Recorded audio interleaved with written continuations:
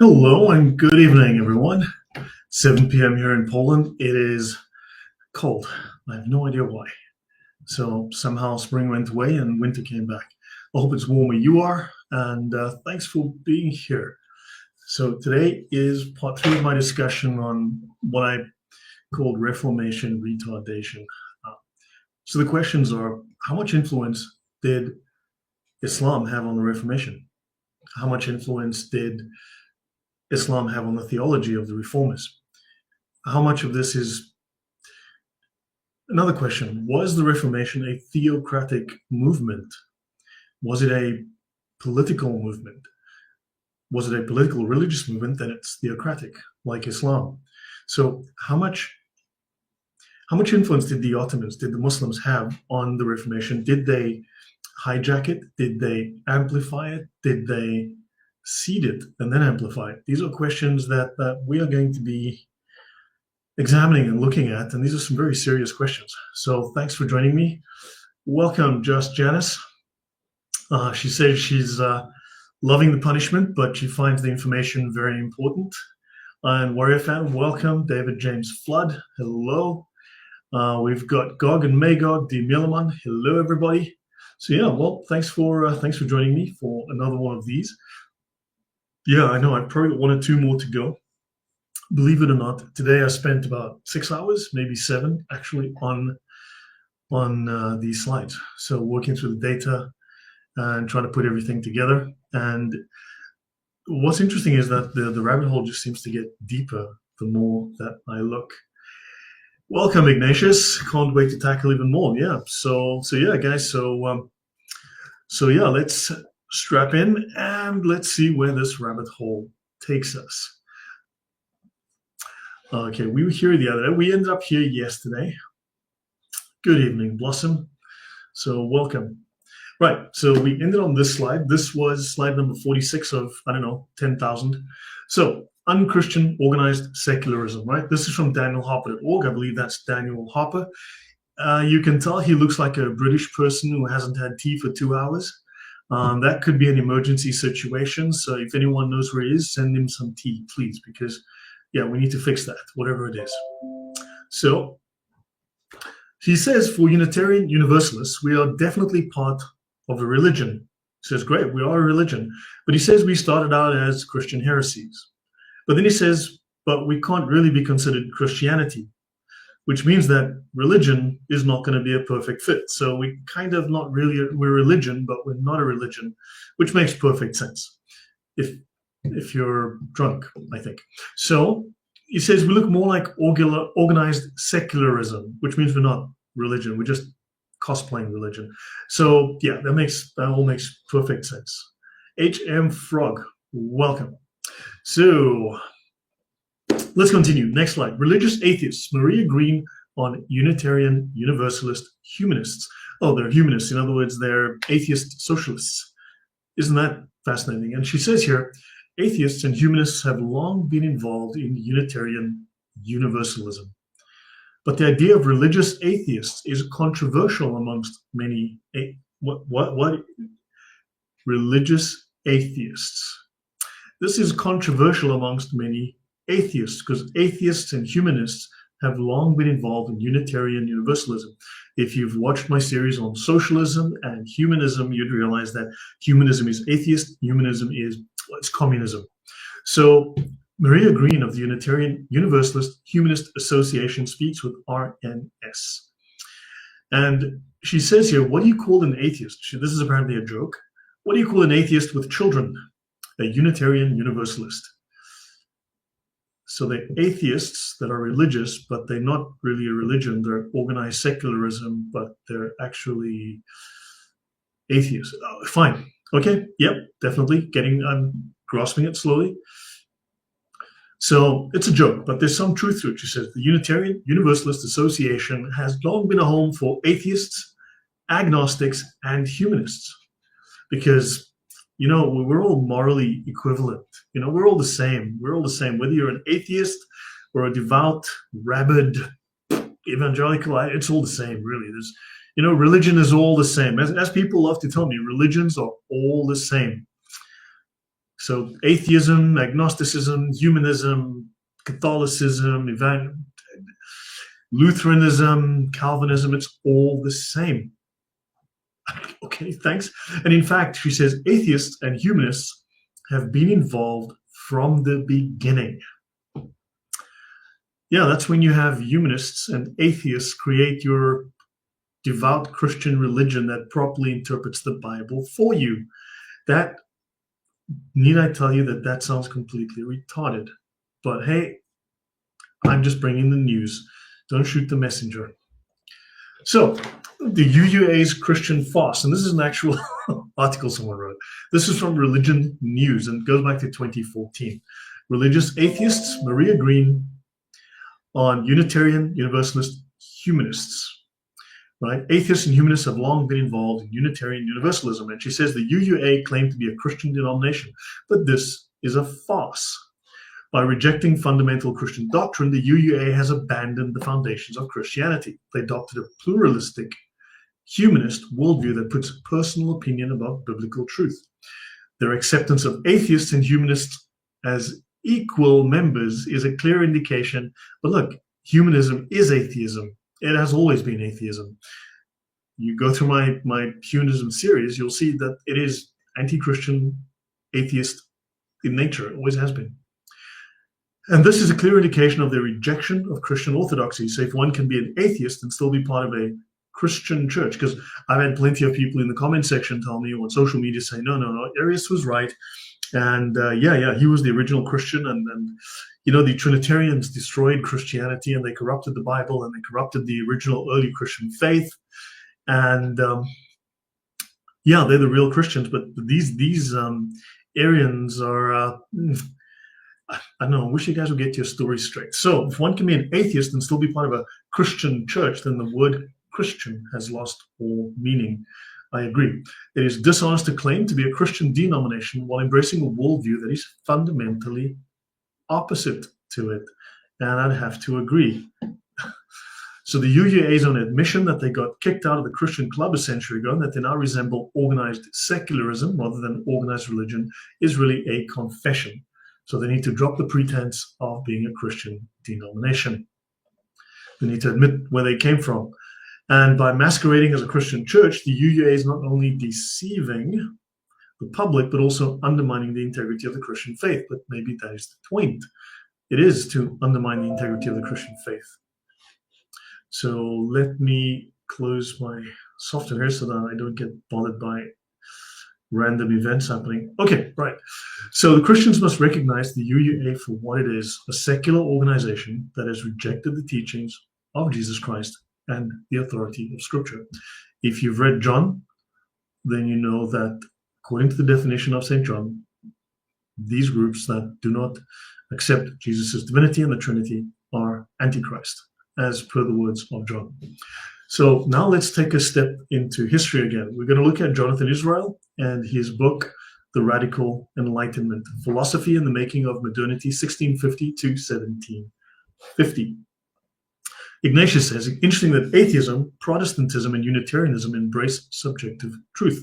Not God's will, but my will be done. And yes, I think we will start to see a little bit of that going on. So let's talk about the Socinian Radical Enlightenment. This is one of the best scholars on the topic, and very interesting what he writes. So the Radical Enlightenment, Jonathan Israel says, cannot be equated with just atheism. He says, no, the Radical Enlightenment. So you had the Enlightenment, which is really let's just say it was a revolt against reason.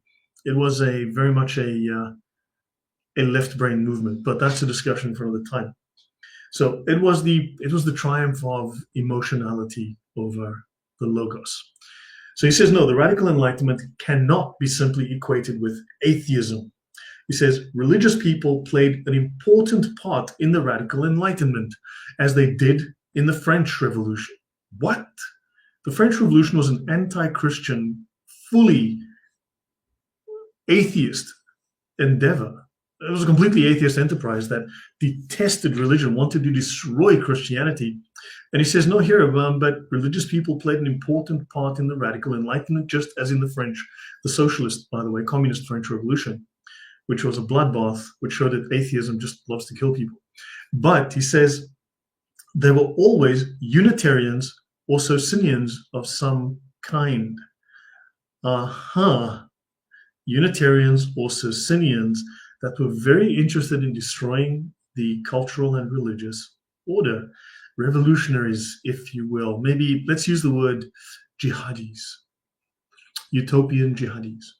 So the Socinians were a 16th century dissenting Protestant sect, mainly in Italy and Poland. There were people like Joseph Priestley, Richard Price, John Jebb, and Thomas Paine. Americans will know Thomas Paine. So these are believers, but believers who cannot accept the idea of a religious authority. So it's a revolt against authority. This has been noted historically as well. In fact, I touched once on a topic, a book or an article called The Revolt Against Authority, which was describing the Reformation. And he says they cannot accept the idea of a religious authority which is linked to the state. It's not just that they're Democrats, they're also aiming for a complete elimination of religious authority so that no one will tell me what to do. I will put my opinion ahead of all authority. My personal view is supreme.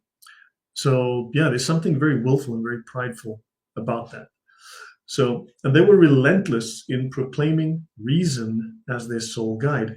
So these are people who are rejecting all authority, placing their personal viewpoints above all tradition, all history, all evidence, all authority, and proclaiming reason. In other words, personal opinion. They're fifis.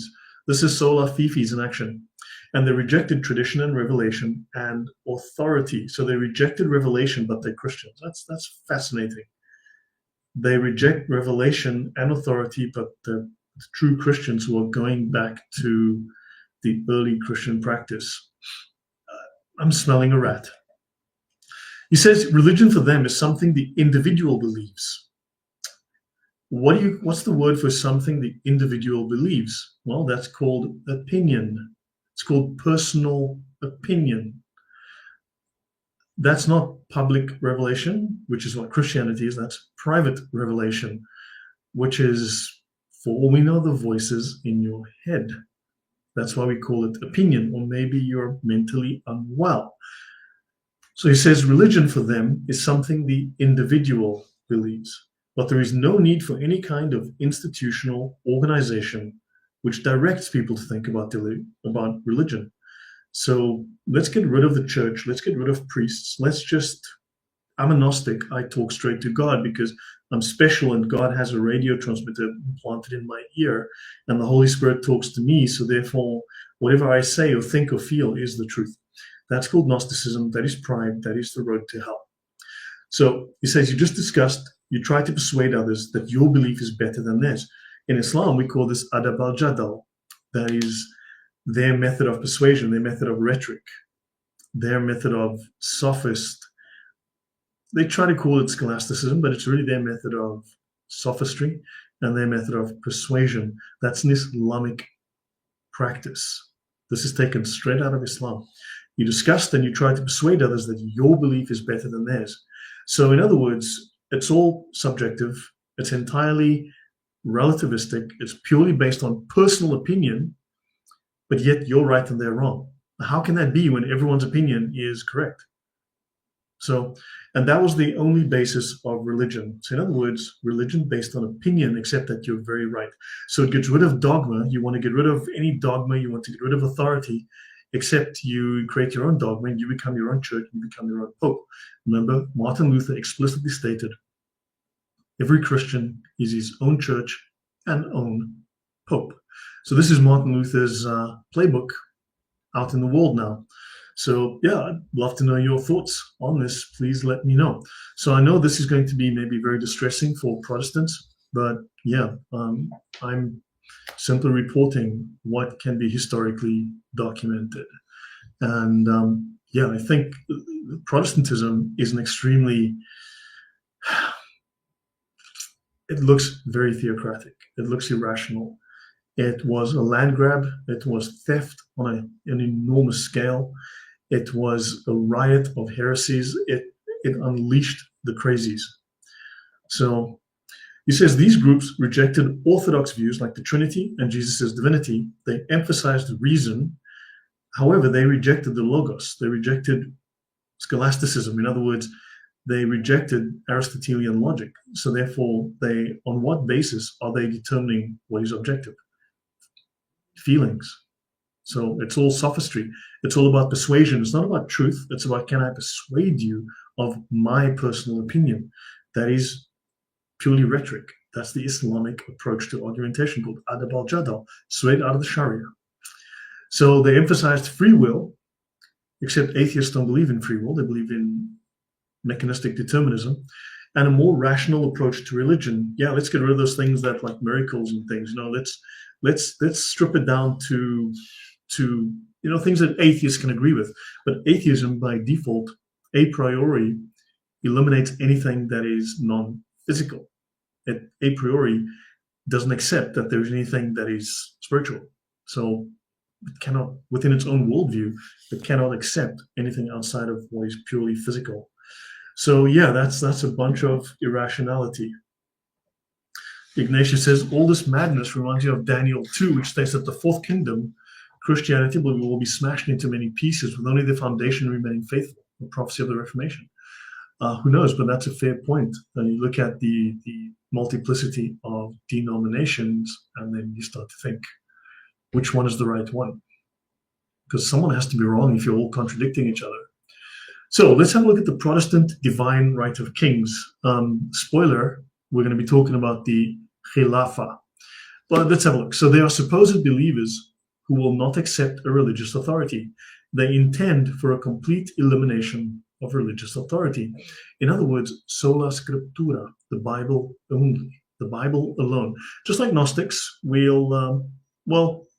except these Gnostics are tethered to the Bible to reinforce their personal opinions. They are not reading out of the Bible, they're reading into the Bible. They're finding justification for their personal opinions in the Bible. He goes on, they were relentless in proclaiming reason as the sole guide, rejecting tradition and revelation and authority. So they are interested in private revelation, which is gnosis. These are Gnostics. These are mystics. If this sounds like a Protestant vision of faith, now this is the author of the article commenting on this. If this sounds like a Protestant vision of faith, it may be because the roots of these groups lies in the radical end of the Reformation.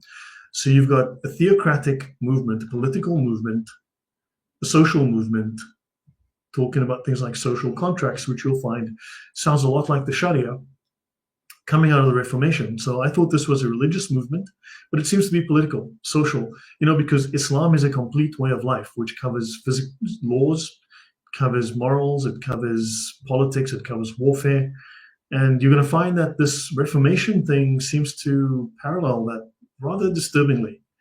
So yeah, this craziness comes out of the Reformation. I thought the Reformation was going to bring purity of thought, purity of religion, restore the original Christianity, because those Catholics are crazy. But as far as I can read here, these reformers and the people that the reformers spawned are absolutely out of their minds. So D. Mielemans says, like making the British king head of the Anglican Church. Yes, isn't that odd?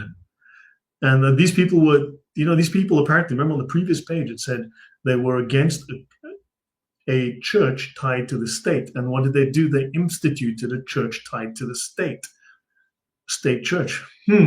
Yeah. So the Reformation had its radical wings. The Reformation of Luther and Calvin was, they say here, an intensely conservative religious reaction. No. It was a completely radical, mystical religious reaction against the spirit of reason. He gets that right. It was a reaction against the spirit of reason that Thomas Aquinas had introduced in the 12th century by marrying theology to Aristotelian philosophy. How else do you get, this is Aristotelian logic. How else do you get objectivity if you're not using logic? God is logos. Logos is where we get logic. God is reason. Now we're worshiping the God of unreason.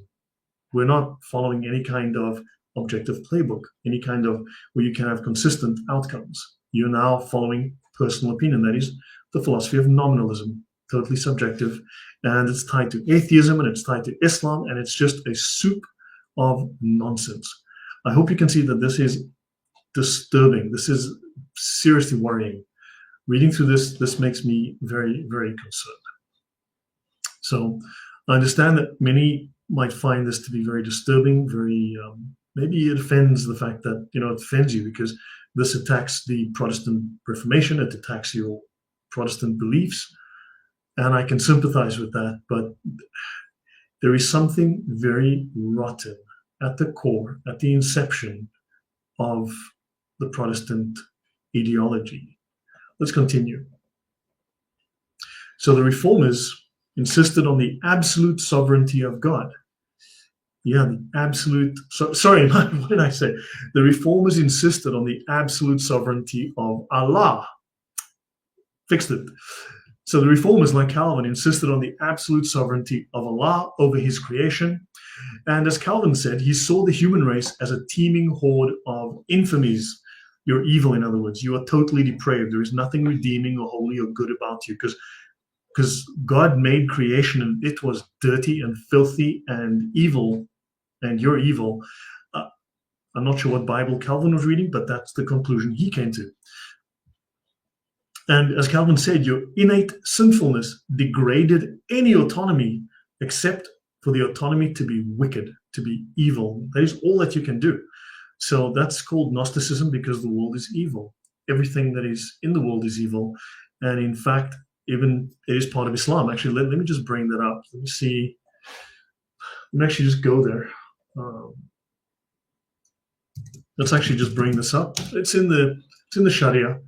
This world and what is in it are accursed, except for the remembrance of Allah, that which Allah loves, and someone with sacred knowledge or someone learning it. So yeah, that's the only thing that is. But it says that all people in the Arabic, it's like all people are accursed. So that's the Gnostic view. That's the Islamic view. Very interesting, because God made the world and it was good. But according to Calvin, nope, God made the world and you are a dirty pig. So now, just Janice, you must have a very strong constitution, and I appreciate that you're here. I do understand I tackle very uncomfortable, very controversial topics. I tackle contentious topics on the channel, and it doesn't make me a lot of friends. I will say that. It has kind of blacklisted me on a few channels here and there. But yeah, it's strange that people don't want to engage with this, and maybe it makes them very uncomfortable. But is reliance of the traveler older than the institutions? Reliance of the traveler goes back to the 12th century. But it goes, the contents come, but it is compiled. Let's have a look. It's the 14th century. Let's see, 1368. So this was compiled in 1368, but it'll go back way before. It'll go back to the 10th century, basically, for its content. So it was compiled then. So yeah, it goes back before the Reformation, 200 years before. So what does H.M. Fogg say? I'm assuming theoretically has to do with being ejected from Eden. Who knows? Yeah, probably. They were trying to explain good and evil, right? They were trying to explain the downfall of man and so on. So now Luther's rebellion against the Catholic Church appealed to many monarchs and princes, especially in Northern Europe, because they wanted to get out from under the thumb of papal power, but that would also be under the thumb of papal moral power, right? They wanted to adopt certain ideas, maybe from Islam, where you as the prince had total control of the land, but here you had a moral force that was holding you back. So let's continue. But we'll look into this as we go. We'll flesh all this out. Now, so-called magisterial Protestantism. What is magisterial Protestant theocracy? The Khilafah, the Caliph, The so-called magisterial Protestantism wrenched power away from the Pope, but did not abandon the idea that the rule of monarchs was authorized by God. That the rule of the Caliph was authorized by Allah. Gee whiz. Yeah, okay, so glad I could fix that there for you. So Charles I, for instance, of England, insisted on the divine right of kings. You would know this as the divine right of the Caliph, because he's the king and he's there as the regent of Allah, just like Charles I of England, because man, those Muslims are onto something. I like that idea. No one can tell me because I'm in charge. Yeah. So let's have a look at three elements of this radical Reformation. So theocracy. So there were radical strands of the Reformation. You had the Anabaptists in the Low Countries, that's like Netherlands and so on in Germany, and in the German-speaking lands in the mid-16th century. And then you had the levelers and the diggers. The levelers, we're all equal, we're all socialists. Okay, so, and diggers in England a century later. And such movements wanted to challenge the power of not just the popes, but of the monarchs. So they didn't only want religious authority, they wanted political authority. We know that as a theocracy. Can anyone think of a religion that starts with I, run by a guy called Mo, you fill in the blank, that has both religious and political power? Any guesses? Any guesses? I'll count to 5. If someone can please drop that in the chat. Anyone know of a religion that has both religious and political power? 1, 2, 3, 4, 5. Okay, it's Islam. Okay, just in case you guys, yeah, I'm probably way ahead of you guys here. It's Islam. If it's a political movement, it's a theocracy. So they took Luther's idea of the priesthood of all believers as an expression of the moral equality. Now, this is important, actually. This actually really is a very critical point here, of the moral authority of all humans and as a challenge to all religious authority. If we're all morally equal, then all our ideas are equally moral, equally good, even if they're contradictory. So because it was a revolt against reason, it didn't matter if those ideas were contradictory because we validate everybody. Everybody gets a participation trophy. I validate you and we validate everybody, and this is a safe space for everyone's ideas. We validate all of you. You are welcome. There is no exclusion because we are tolerant. We are inclusive here. Everyone is equal, even if your ideas are batshit insane and completely contradictory. No, we don't look at that because that is violence. That's offensive. We're all equal. And do you understand that this is all feces-based? It is emotional. It's irrational. Today we call it woke. Welcome to 16th century woke. So the Caliph Henry VIII, exactly. No, so, well, yeah, Freddie Chudo, very welcome. So guys, look, I know I am making some very bold claims here. I'm making some very bold statements. Now, understand we're on slide number 50. I've probably got another 50 slides to go at least to prove my case. But what I'm saying so far, do you see the parallels? Does it make sense? Does this seem like I have a legitimate case to make here? Now, do you agree that there's evidence that seems to back up what I am hinting at? So, Luther Ibn Shaitan, I would not disagree with you. Institutions of Calvin, so it's older. Yes, yeah, definitely. Okay, yeah, so please let me know. Let me know if you find that there's something here. Right? Where did these ideas come from? Because we are going to start looking, we will start tracing where those ideas came from, how they came into Europe. Okay, so they took Luther's idea of the priesthood of all believers. Now think of this, that's a corruption of the idea because there is a priesthood class, the priestly class that Jesus speaks of and goes back to the Jewish times and so on, the Old Testament. But think of the imam. If there's no imam, then anybody can lead the congregation and he leads the prayers because he's the oldest or the most senior and he then becomes the imam. So an imam is anyone who leads a prayer. So he becomes the priest. So anybody can assume Brother Bob can take over the congregation and start preaching because he feels God placed on his heart that he needed to, Brother Bob needed to, because feelings. And that's exactly what the imam can do. So there's an Islamic parallel here. It's a break from the Christian view and you're suddenly adopting a lot of Islamic ideas, and you're going to find parallels. Of course, these are adapted to the European context. They have European characteristics, but we're going to start seeing parallels. Thank you, Just Janice. She says 1.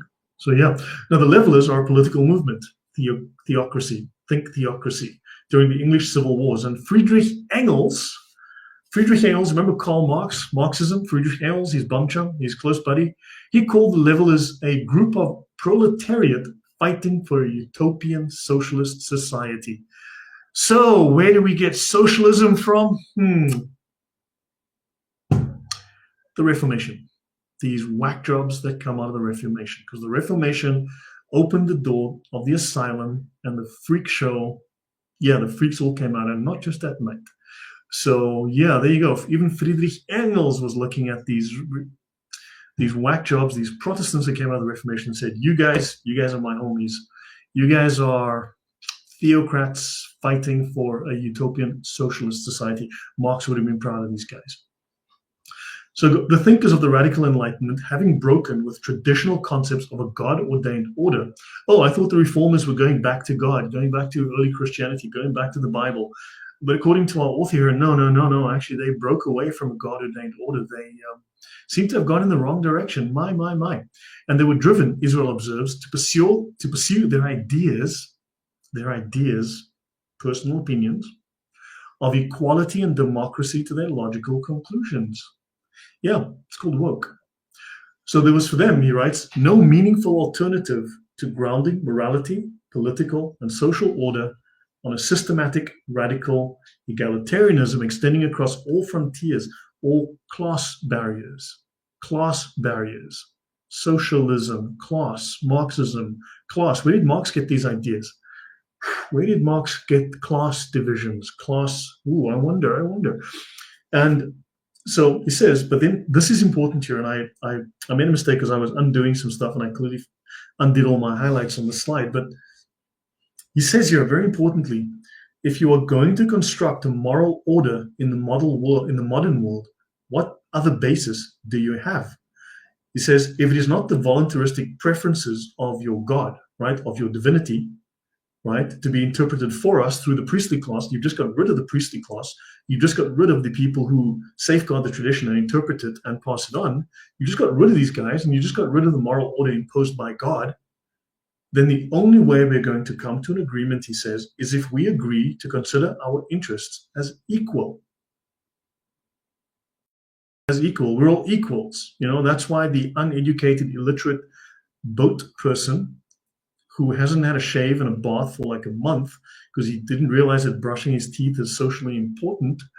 But he's going to be a doctor or a lawyer soon, one day, as soon as he stops doing all the rapey stuff. Soon he's going to evolve. It's like a larva, that evolves, that mutates, and like a larva becomes the butterfly. That's going to happen soon. Just wait for it. They just haven't got to the larval stage of the butterfly yet. But yeah, then they will equal. You're equal. That's not the Christian view. The Christian view is you all have. There's a certain equality in terms of before Christ, right? I can't remember the term. Sorry, it just escaped me. But you're not equal in talent. You're not equal in manners, behaviors, values, morals. But no. Here we say no. We are all considering ourselves equal because they want to get rid of friction. Because let's not look at the facts. Let's not examine the differences. Let's just say, well, we focus on this, we focus on that. We're just all equal and don't cause friction. So he says here, the only way is if we all agree to consider our interests as equal and then lie to ourselves about it. So why would we agree to cooperate unless we start by saying, okay, we want different things, but we will all treat each other as moral equals. So in other words, denial of the contradictions. But you say, no, we're good people. You are good. We are good. It's woke. Now, this sounds like a Protestant vision of faith. And again, he says it is maybe because the roots of many of these groups lie in the radical end of the Reformation. So what are we saying? Ignatius says the priesthood of all believers used by Luther is such a twist. If I remember, it means all Christians are priests and that can all partake in the Eucharist, like Levite priests ate the bread of presence. Yeah, he denied the priestly class. He abandoned the priestly class. He wanted to get rid of the monks. He wanted to get rid of the monastics. And he wanted to get rid of priests and bishops. And of course, then everyone becomes their own priest and own pope. He said that literally. Every Christian is his own priest and is his own pope. Is his own religion and own pope. Every Christian is his own priest. He literally said that. I've covered it in my Luther series. So yeah. De Meuleman says so much of it is based on the idea that things can only be a single thing. If priesthood all believers, then there must not be a dedicated priesthood. Yeah, it's a very one-sided, very amateurish, childish view. Sola, exactly. It's really. If you've read Zwingli, you'd think this was theology written by a 5-year-old and a retarded 5-year-old at that. It's just. I couldn't read it. I was like, I gave up. I was reading this guy and I'm like, this is retardation on a massive scale. Reading Zwingli, it is childish use of it's childish reasoning. I was shocked at it. So if Jesus sits at the right hand of the Father, then he cannot be present in the Eucharist. Yeah, he's up in heaven, and Allah cannot come down to earth, as you know, and Allah does not have a son. Don't forget, Allah does not have a son, therefore Jesus was not divine. He was just a prophet. Yeah, that's the Muslim message. Thanks, Reformers, for Servetus did manage to teach them that here's your Quran. And remember, if you want to be a better Christian, read your Quran. So, yeah. Okay, so those are all good points, and thank you very much. And Raging Lion, greetings and blessings, everyone from Portugal, and welcome and thank you for being here. So guys, if you do like the content, as annoying as it might be to some people's senses, please do share it. Do like it. Do subscribe to the channel. That will be great, so I can get my channel out of the YouTube slump that it's in, which it has been in for a couple of years now. And thank you again for your time here. So keep adding some comments in chat because I learn a lot from the chat. Okay, so hello, good evening, good morning, everyone. Yeah. Okay, now let's have a look at the Radical Reformation, the Khilafah. So the Khilafah, what is that? The Caliph's divinely ordained stewardship, divinely ordained, the right of kings. Gee whiz, I wonder if there's a parallel. A vice regency where the Caliph acts as Allah's representative on earth. Gee whiz, where the king is now the head of the church.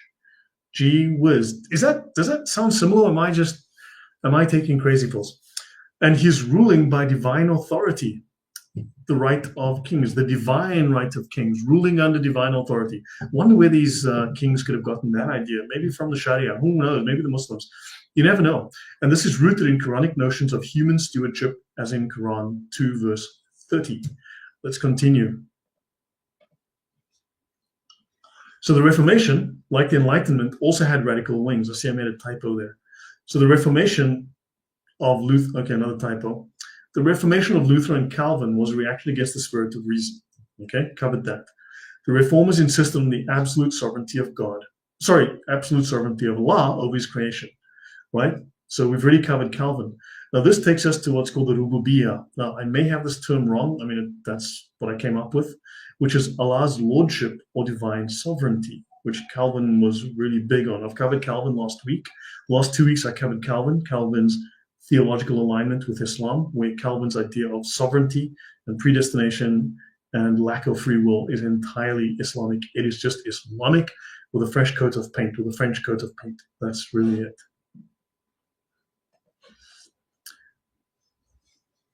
But I can laugh at your spelling and lack of grammar, and no one cares about you, Muhammad Afridi. Seriously, I'm going to be nice. I'm going to put you in time after 24 hours. How's that? Instead of just banning you out, I'll put you in time after 24 hours because you're an idiot. So I cannot disprove. I believe I have, and I have disproved your religion. We've done so on this channel and many others, for the simple reason that, and in fact, even when we claim things and show things that are 100% true about your religion, you lie about it, you deny it, because it's embarrassing to you, because Islam is an embarrassment. Muslims are embarrassed by the Sharia. Why do you think no Muslim will sit down with me and go through the Sharia in detail, step by step through the manuals, and discuss with me? Just discuss, just give me their views on what we're reading. Why? Because it's humiliating and embarrassing to see the truth about Islam, because you know you're lying about it to yourselves and to non-Muslims, because you know how evil and aggressive and dangerous it is, how it teaches hatred, how it is hate speech.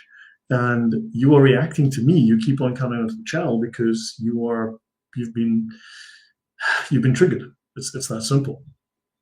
Okay, so you've got Allah's lordship or divine sovereignty, right? The absolute sovereignty. So Luther's rebellion against the Catholic Church appealed to lots of monarchs and princes in Northern Europe, and they wanted to get out of the thumb of the papal authority, right? So the so-called magisterial Protestantism. I see I duplicated a slide. Maybe that's my fault here. Okay, but they were able to get rid of the control of the Catholic Church, but they didn't want to abandon the idea that the rule of monarchs was authorized by God. They liked that because then they could have great social control because Allah gave them the authority, and therefore they had religious and political authority, and they became theocracies. They won't say this in the history books. They don't tell you that in the theological text, but it's theocracy. Christianity is not supposed to be a theocracy, but for these guys it is. And where do they get that idea? From Islam. So many people, okay, the divine right of kings, the Khilafah. So, and Israel says, I agree wholeheartedly with this. Israel's treatment, the author of the article, Israel's treatment of equality and of its importance to the construction of a new moral order. We're all equal, right? Let's not look at the details, let's ignore the facts. Is one of the most important aspects of his work and throws new light on moral debates both in the Enlightenment and today. Everyone's equal unless you're a Republican. Think about it. Everyone's equal. We're all equal. All of us, everyone's equal. Yes, the guy with the dude with the winky is a woman. The guy wearing a wig with a beard is a woman. We're all equal. We're all morally equal, and we don't quibble about the details. And everyone's welcome unless you're a Republican. You know how it goes. It's called leftism. We call it woke. If God does not exist, everything is permitted. That's from Fyodor Dostoevsky's The Brothers Karamazov. Without God, everything is permissible because the moral order has been destroyed. There is no moral arbiter that makes objective law because they've destroyed reason, therefore they've destroyed objective morality. So if God does not exist, then everything is allowed. All things are lawful.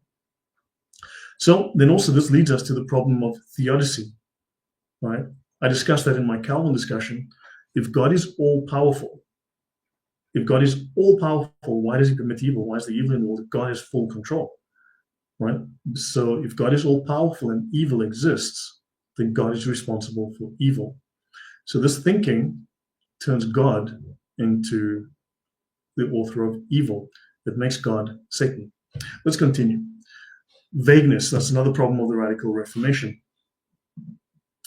So without belief in God, runs the argument, we cannot anchor moral beliefs and will be lost in a miasma of nihilism. So that is only true, Israel suggests, if we reject the idea of equality.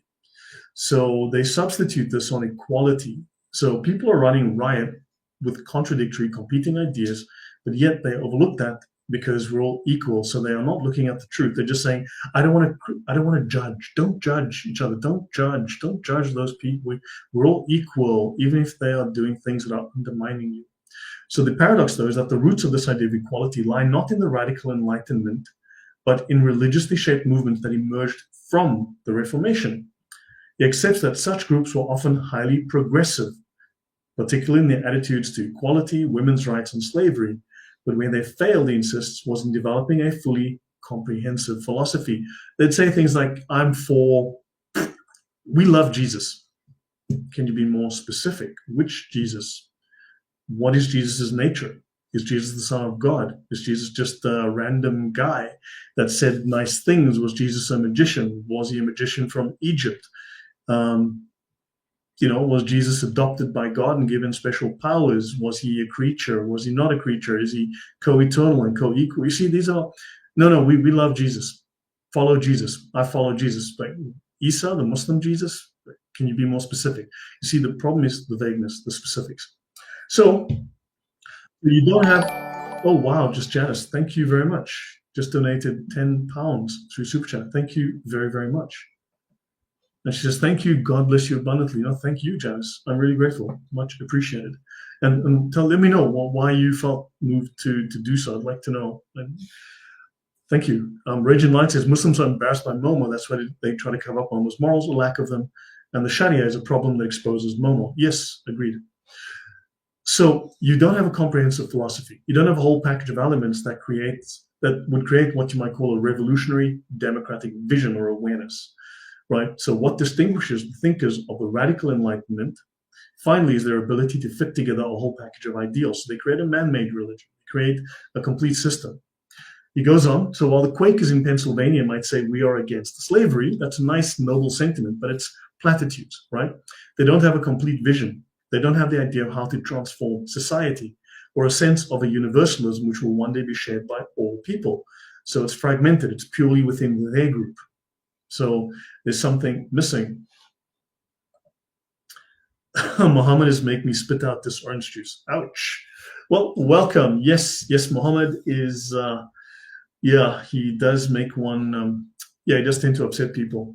So that's from KenanMalik.com. That's a 2013 article, To Cast the Enlightenment in a Radical Light. Okay, now what we see here is what's called lowest common denominator Protestant thinking. You couple this with slogans. We love the Bible. We follow the Bible. How do you interpret it? Because you guys are disagreeing with the guys next to you. And the road to hell is paved with good intentions. However, it seems that the road to hell is also paved with vague intentions. So these people abandoned logic and reason. They fell back on platitudes and lowest common denominator oversimplification to avoid internal and external friction. They closed their eyes and they are ignoring reality in favor of slogans like trans women are women, ignoring the facts, ignoring the hard reality for the sake of sloganeering. Trans women are women. Do you understand where this is coming from? This woke is not coming out of the Reformation and the thinking that this engendered. So the Reformation normalized heresy, and I mean that. The Reformation normalized heresy. So my premise, Protestant groups like the Unitarians, they hold contradictory doctrines, yet they treat each other as morally equal, ignoring incompatibilities and contradictions. So the logical implications of this undermines truth. You have contradictory beliefs like the Trinity versus anti-Trinitarianism. How are you morally equal when you deny that Jesus is God? How are you morally equal when you deny that there's a Trinity? How are you equal? Because these are contradictory ideas. These are not equal ideas. And so these ideas cannot all be valid. They're logically irrational. These are obviously garbage ideas. I mean, yeah, but it violates the law of logic, laws of logic. It violates the law of non-contradiction. So this leads to this vague lowest common denominator thinking. And so we believe in Jesus, we believe in the Bible, but this harmonizes the differences. This is your method for harmonizing differences, right? And as Israel said, and as I spoke with someone earlier, you focus on different things. You want different things, as he said. Some people focus on one aspect of Christianity, others focus on a different aspect of Christianity. So you just say, well, we focus on this, we focus on that. It's like the difference between the madhabs in Islam, right? So you harmonize the differences between the Protestant madhabs using this method. And Just Janice says, for all your hard work, Lloyd, providing valuable information. As a Protestant, it blows my mind. I have to review everything. Same. Thank you very much. Yeah, I kid you not, I spent 6, maybe almost 7 hours today working through these slides. I still have typos, but yeah, I spent a lot of hours on this today, just doing the research, double checking. But thank you very much for that. So, and we're both in the same boat. I mean, I'm sitting here shaking my head all day as well. Now, relativism. Okay, so this leads to subjective interpretations. You prioritize conscience, or shall we say, the freedom of conscience over orthodoxy. You also prioritize the freedom of conscience, in other words, opinion over reality, opinion over facts, opinion over history, opinion over established tradition, opinion over truth, opinion over, well, just opinion, right? So that's all it is. They call it freedom of conscience. It means the freedom to lie to yourself and everyone else. So there's a problem there. This is not Christian remotely. Next, you legitimize heresy.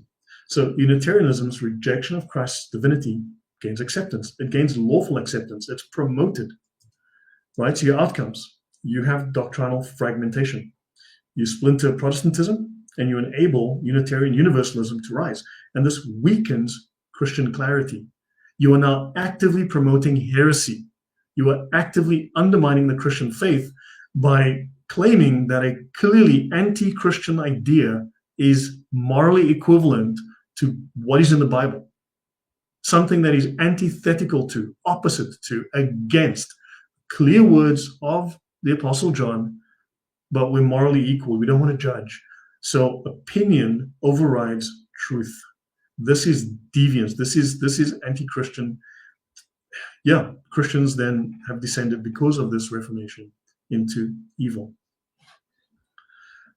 Ignatius says, your work is deeply appreciated. It's helping me to type known logic and writing as well as copious sources from work. Thank you. I appreciate that. H.M. Fogg says, who was it who talked about the Christian virtues becoming divorced from one another and becoming idols in their own right? Aquinas? I'm not sure, but that's an interesting point. I can see that. Bernadette says today, reading in Mass, John 10:30, Jesus says, I and the Father are one. Yes, again, so the Bible is pretty clear on this. John is very clear on this. In the beginning was the Word. The Word was God, and the Word was with God. Or the Word was with God, and the Word was God. Jesus is the Word. the Word was made flesh. The Word was born. So God was born. So, okay, interesting. Ave Maria Theotokos says, opinion overrides truth in US politics also. And fair point. So then understand, you're looking at a political issue, you're looking at theocracy, and you're seeing this playing out. This has become accepted and normalized. Heresy has been normalized. The same parallel is here within politics.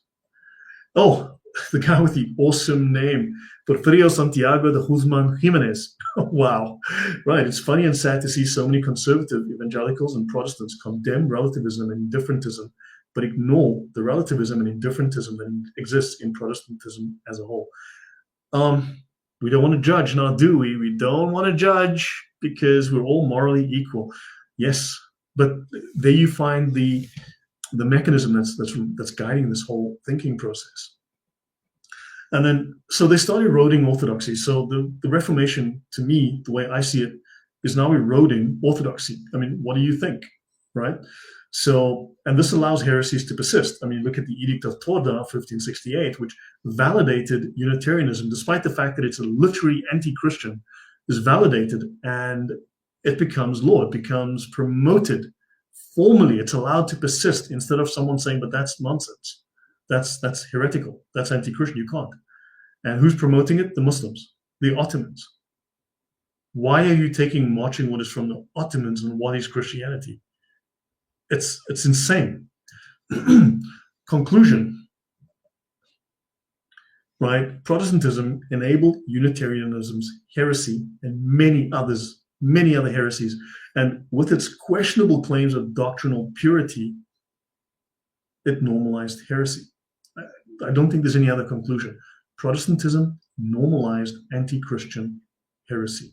It diluted Christianity. So that's what the Reformation left us with. That's the legacy of the Reformation. It didn't go back to early Christianity.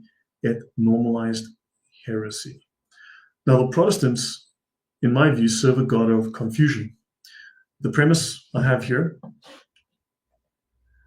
Good to see you, cargo crew. You take care. I will catch you next time. So, Protestant groups, vague belief, right? Believe in Jesus, believe in the Bible. Okay, be more specific. This lacks definition, so it masks contradictory views on Jesus' nature and biblical interpretation. Your logical implications, you have an extremely ill-defined Jesus.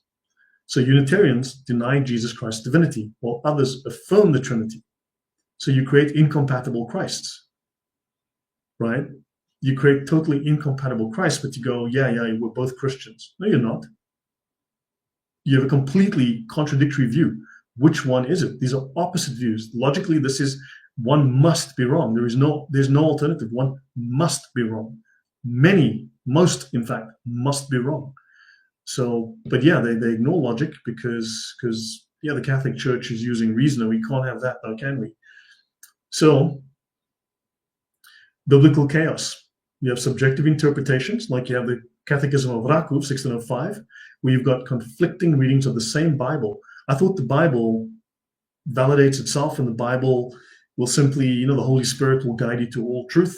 By if you just read the Bible on your own and you don't have any priests anymore because you're the priesthood of all believers and you come up with a bunch of contradictory ideas. So clearly someone's lying to somebody here, and someone's lying to themselves, and they really need to stop doing that. So you're defying unified truth. Well, if you don't have unified truth and you have personal conscience, that means you have opinion. Now, this normalizes confusion. So vague consensus obviously obscures heresy. You can't face the truth. This validates Unitarian anti-Trinitarianism, and Protestantism has no mechanism, none, to declare heresy or falsehood with any authority. If you belong to the 14th church of number 3 Street in Philadelphia, right, and you've got 20 people in your congregation, and you say, yeah, Lloyd's right, that's wrong. What is your opinion, Matthew? 20 people in your church. You're 3,000. I don't know. Where's the authority? It means nothing because there's 39,999 other groups that totally disagree, that run number in the millions. So there's a problem. Your outcomes. You have, again, doctrinal splintering. Contradictory beliefs have splintered Protestantism, and they fueled the rise of many heresies. This has eroded orthodoxy because the heresies persist and has weakened Christian clarity. And of course, you have vague beliefs and confusion in Protestantism. You have heresy, you amplify confusion. And of course, then the Muslims step in and the Muslims amplify this, right? The Muslims use this divide and conquer rule. Now, the question that I'm asking also as we get to that is, are the Muslims, are they taking advantage of a situation? Are they sabotaging an already broken situation? Or did they seed that situation, nurture it, and then turn it up to 11? But all of this is eroding orthodoxy. All of this erodes truth. All of this destroys Christian beliefs. So, recap. Did he jump or was he pushed? So, Ottoman rulers are aware of Europe's schisms, right? You have ambassadors like this guy, this Flemish guy, Ogier Gisela de Busbecq. So they may have seen the Protestant schism from Catholicism as fertile ground because you had numerous envoys and ambassadors in the Ottoman Empire, in Istanbul, in Constantinople. And these people would have been reporting and talking with people. And you find that many of these people are very sympathetic to the Ottoman cause, very sympathetic to the Muslim cause. And you'd find that strikes me as treason to Christianity, treason to the West, treason to your own culture, your own race. I find that really strange. Ave Maria says, capitalizing on confusion, so leverage based off of ignorance of our own religion. Yes, but did they create that ignorance? Did they seed that ground? That's the question that I'm going to look at. This is his book. He wrote a very detailed book. You can see here the covers on the side. That's the first page here of this guy's book. And we'll touch on him again as we go through. Strategic exploitation. Did the Ottomans prepare the ground in advance? And you have the Moriscos. They were forced to convert to Christianity post-1492, yet they maintained secret Islamic practices using these Al-Khamyado texts, right? These Spanish transcribed Islamic prayers. Now, outwardly, they were Christian. Internally, they were Muslim. They're equipped for deception. And we see this in their survival under Spanish surveillance and the fact that their writings were hidden until the 1800s. Right? Now, the Moriscos could have influenced Servetus. They seem to have influenced him. They played on his sympathy, and he then took on their ideas, right? And also, you've got, because you see Servetus's monotheistic shift, and then the rest just happens through cultural osmosis. Now, post-expulsion, the Moriscos in Ottoman territories could have relayed Christian schism details to the Ottoman authorities, because they were saying, hey, look, there's these issues that are brewing in the Western territories. And they pass this on, and maybe the Ottomans go, I need you guys as spies, work for us, right? Because these people are loyal to Islam, and they were pretending to be Christians for a long time. So this amplifies all the support for the anti-Catholic allies, right? And then Ottoman support for Protestants, because there was a lot of strategic tolerance, like the Edict of Torda. You have the Moriscos, their crypto-Islamic skills. You have Unitarianism, which is very much Tawhid, like a semi-Islamic theology. All of this forms a logical chain. This is all reinforced by people like Servetus with his Quranic engagement and sales. Well, Servetus saying, well, if you want to be a better Christian, you just use your Quran. Just read this, read this Quran, follow this book. That's going to make you a better Christian. Sure it will, right? And then, of course, you've got Sale's very positive portrayal of Muhammad in his translation of the Quran, right? So the Ottoman embeddedness in Europe, because they were everywhere because of their conquests. There were diplomatic ties. There was the Millet system, which is what they were doing with allowing religion, tolerance of religion. So a lot of Christians moved over because they had freedom of religion under the Ottomans. That's strategic tolerance, right?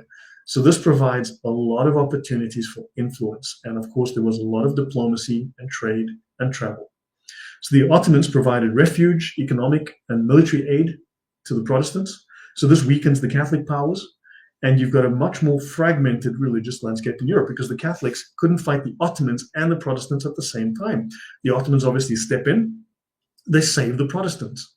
Why? Because it benefits them against the Catholics, right? So this makes it easier for the Ottomans to manipulate and influence. Well, we'll do this for you if I'll scratch your back if you scratch mine, basically. And that did happen. And obviously they want to fracture Christian unity. They shift European theology towards a monotheism by introducing these ideas, right? They want to shift Christianity towards Islam, which they do. You've got all of these reformers literally promoting Islam and claiming to be devout Christians. So you've got an anti-Christ Islamic wedge, and we know it's anti-Christ because of the book of John, coupled with exclusion of the Jews because the Muslims don't like the Jews either. So this to me seems, yeah. Now the Bible Society, the British Bible Society, the non-denominational, they're inclusive, in other words, we're inclusive. Okay, so this is from the Bible College, Way of Life Bible College, and they're talking about the United Bible Societies and Rome by David Cloud. And this is from what year? 2008. Let's continue. The Bible Society invited Unitarian participation. Yeah, we need those non-Christians, those anti-Christians in the Bible Society, because we're inclusive. Maybe you want to get some Satanists in there too, Bible Society. You never know. Those Satanists might have an opinion, and you need to be inclusive. So he writes here that, yeah, never make your enemy's enemy your friend. Yeah, but that's exactly what they did. Yep, but we have a saying, the enemy of my enemy is my friend. Muslims, Islamic society has a different saying. They say, do not let your enemy know he is your enemy. It's a totally different perspective. Do not let your enemy know he is your enemy. War by deceit. Protestantism was the original DEI, and I'm going to have to agree because it's woke. It's woke up to the neck. Honestly, it's woke right up to the brain. So yeah. Porfirio Santiago de Guzman Jimenez says there was a reason why the church had to vet converts, and that's mainly due to the fact that not all the converts are sincere in their conversion, and I agree, because this was true. Most of the readers of this study will know that the Unitarians, while claiming to be Christian, have no right to be called such. They deny the very triune God of the Scriptures, the Father, the Son, and the Holy Spirit. They scoff at Christ's deity, vehemently denying that our Lord was very God and very man. How then can they possibly be considered Christians? That's a very good question. I agree. Yet the British and Foreign Bible Society brought these heretics into its membership upon its founding at the turn of the 19th century. That's like 1804. The shameful history is given briefly from first-hand accounts and historical documents quoted from the files of the Trinitarian Bible Society in London. The Trinitarian Bible Society welcomes these anti-Trinitarian heretics because you guys are morally equal with us. Yeah. When the Constitution of the British and Foreign Bible Society was first formulated, it was understandably not foreseen that the question of Unitarianism would have much relevance to the Society's work. Before long, however, Unitarians gained, and he writes here, substantial influence upon the affairs of the Bible Society, particularly in Europe, where some auxiliary societies were run almost exclusively by people of Unitarian beliefs. Andrew Brown, The Word of God Among All Nations, page 12. Talk about letting the fox into the hen house. Talk about letting all the foxes into the hen house. Yeah. So now Jack Goody, Islam in Europe. Interesting author. I was watching an interview of his. He's British, died in the early 90s. And there's a 1991 interview of his. I've watched about 25 minutes of it. I need to watch the last 15 or 20 minutes or so. And Just Janice says, good grief. Agreed. Good grief. Like, what is going on here? Honestly, yeah, I'm as mind-numbed as you are. So, and Islam and Protestants sitting in a tree. K-I-S-S-I-N-G. Something like that. Okay, so Oratech says, I can see why before Vatican II, ecumenism, whatever, was seen with so much skepticism by the Catholic Church. And I fully agree. Ecumenism is the Trojan horse. Tolerance is the Trojan horse. Mass immigration is the Trojan horse. Yeah, I fully agree. So Protestantism and Islam, he says, entered into contact during the 16th century when Calvinist Protestants in present-day Hungary and Transylvania coincided with the expansion of the Ottoman Empire in the Balkans. They established mutual tolerance. Tolerance, you bigot, be tolerant. And inclusive understanding, despite theological differences on Christology. I know we disagree, but let's just get along. We're equal, right? You guys think Jesus was just a regular pleb. We think he was God. but you know what? We're equal. Yeah, all religions are the same. Okay. And they considered themselves closer to one another than to Catholicism. They literally did. Yeah, we Calvinists, we Baptists, we whoever the heck, you know, we're homies with you Muslims. We're homies with you Muslims, and yeah, we are closer to each other. Our beliefs are closer than to Catholics, than to those bloody Trinitarians. We can't have any of that crap going around. Yeah, I'd say that's to me that's a little problematic, but okay. Yeah, they consider themselves closer to, so Muslims and the Protestants are closer to each other than the Catholics. The Catholics are evil, and the Muslims are just awesome, according to the Reformation Protestants. Muslims are just, maybe that's why you need to bring them in, because let's diminish the Catholic Church and let's import all of the Middle East into UK, because, man, you can't have too many Muslims now, can you? I mean, we've got so many girls left to rape, some of them haven't been yet, so let's just, let's bring in more Muslims. So, yeah, I'm definitely not going to get monetized today again. Crazy to hear about the acceptance of Unitarians. Well, you do know that 1984 was written by a Brit about the UK, right? There's a reason Mark spent a lot of time in Britain. Yeah, you do realize Britain has, up there with Germany for some really radical people and ideas. If they were closer to each other, then why didn't they unite? Now, that's a fair question, because, if they were closer to each other, you have to wonder, maybe they said, look, you know what, you guys, let's play good cop and bad cop. We'll play bad cop and you guys play good cop, and you infiltrate and you destroy from within. Because, we're allies. We're not like those other bloody Trinitarian Christians are, the disgusting Christians that believe in a Trinity. Can you believe it? Yeah. The Bible is definitely not Trinitarian. I'm a devout Christian. Jesus talks to me because I don't need no priest, and I follow the Bible, and the Bible is anti-Trinitarian, and the Bible says that Jesus is not God. And we're friends, and we're going to help you bring those other Christians down. Maybe that's what happened. And I'm okay, I may be sarcastic, but you understand, this could well be a real approach, for the simple reason that these people share common theology. We saw that in my Calvin series that I did with Osama Dakdok. The theology is almost identical in some ways. It's the same. So why would they be enemies? When they conflict with Christians, but they don't conflict with the Muslims, then of course they're buddies, homies. Do you understand the problem? These are traitors to Christianity. These are traitors to the West. These are traitors to the European culture, traitors to, look, you want to call it traitors to the white race, right? Think of it that way. Think of this and think of what's happening today. Think of your political concerns in the UK, France, Germany, Holland, Netherlands, right? Belgium today. Think about that. These ideas go back 400-500 years, and you're seeing the effects today. Does that seem far-fetched? What do you think? Let me know, please. Okay, Raf Madmonk, welcome. Thank you for your email. I will reply to you, but thank you. Very, very nice of you to write. Let me see what I missed. Ignatius says the ecumenism infecting the Catholic Church today is so corrosive. During Pope Pius X's era, Protestants regarded as not Christian. Not everybody is Christian. Yeah, even these atheists. It's crazy. It's insanity. I mean,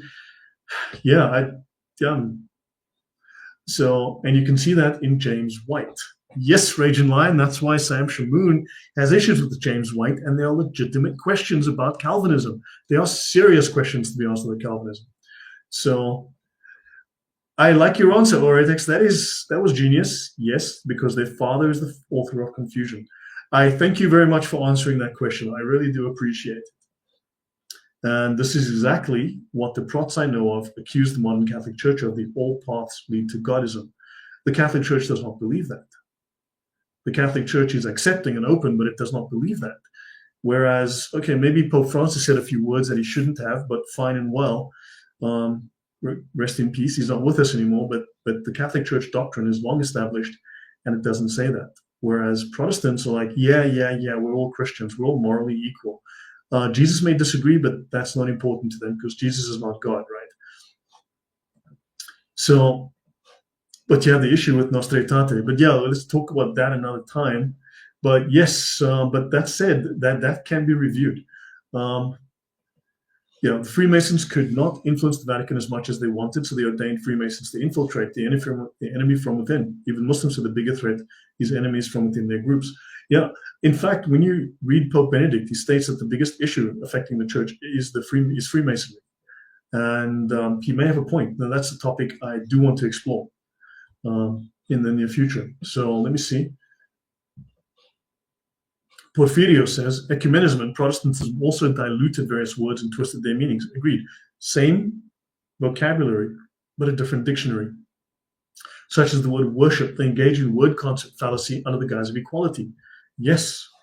So I mean, I do get the feeling, do let me know, but I do get the feeling that my thesis is resonating with you, that it seems to be cohesive and it seems to make sense.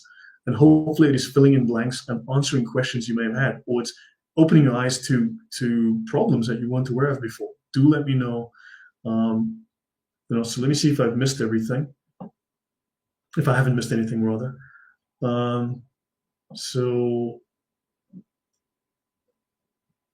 Okay, I think I've caught most everything, but definitely not all morally equal. That is poison.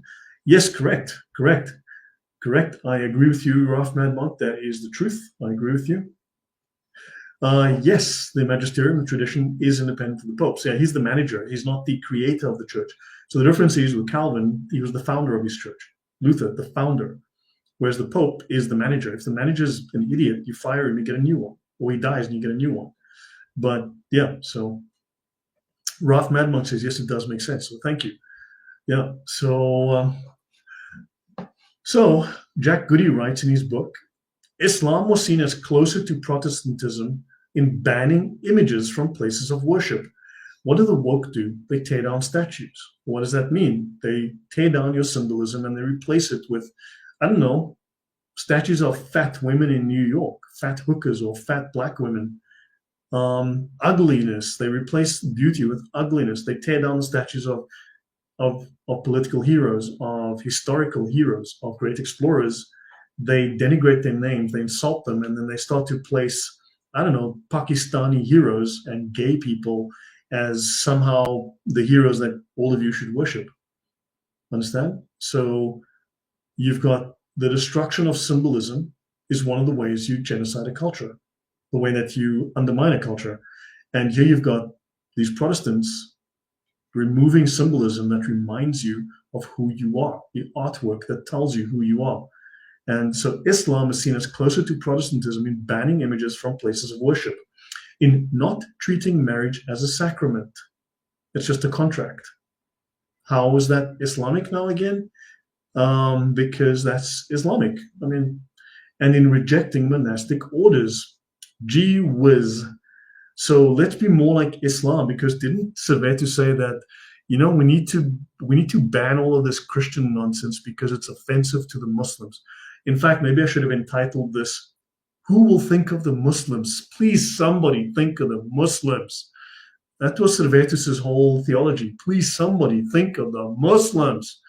That was the Unitarian theology, it seems. Please think of the Muslims. This is offensive to them. Stop offending the Muslims. Can you please? Here's your Quran.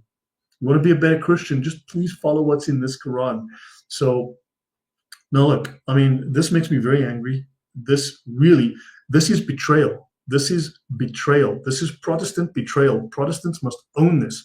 This, honestly, whatever, I will hear Protestants whole day bitching about but the Catholic Church and the Pope.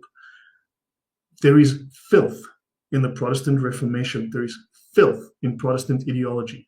There is filth in Protestant history. There are skeletons in your closet that are going to be the death of Europe, the death of America, the death of the West, because you aided and abetted your enemies. You need to own this. You need to fix this. You need to reverse course. Someone has to say this, I think. Maybe it's me, but these are my views. I believe the evidence leads us to this conclusion. So that is Jack Goody, Islam in Europe, 2004. There's a copy of his book on archive.org. Let me see, what am I missing? The Pope is entrusted with the truth, not to determine it. He can definitely help clarify and in circumstances declare it, but a Pope cannot destroy God's body, the church. Well, the Bible does say, this is the rock upon which I will build my church, and the gates of hell will not prevail against the church. right? The church is the pillar and ground of truth, not sola scriptura. Jesus doesn't say that. So what is your view that Islam came from Catholicism? There's a word for that, Freddie. It starts with a B and it ends with a T. It's got 8 letters and the first word is bull, the opposite of cow. Hopefully that answers your question. And what about the view that Islam came from Judaism?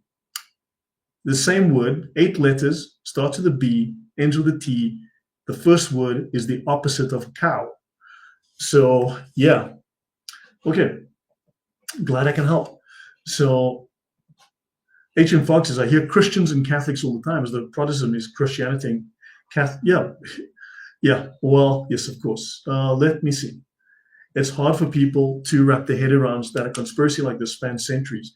One day, one fine year, when I get to the Spanish Inquisition, you're going to see very clearly this was a conspiracy, a collusion at the highest levels of government. This was a collusion on a national scale. This was the Brits getting together with the Spanish, the French, or at least against the Spanish, the Brits getting together with all these other Protestant nations to take down the Catholic Empire, to destroy Christianity as it was until then. It was the heads of state getting together and colluding, conspiring. It's a crime. Honestly, when I look at the Reformation now, especially having looked at the Spanish Inquisition, when I look at the Reformation, it is a crime. It is a criminal conspiracy. It is a political movement, but it is a criminal conspiracy as far as political movements go. That's what I see. This is what I come to.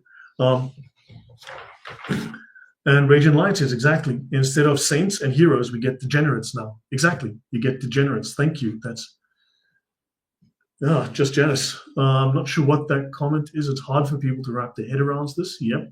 Let me see. The irony is not lost on me. I'm not having much success getting through to them. Yeah, so look, it's how it is. Just keep going. Let me see. The Pope is needed. Okay, yes. Correct. No, look, factually, I agree. I fully agree with you there. The Pope is needed. You need central authority. You need someone in charge to make a decision.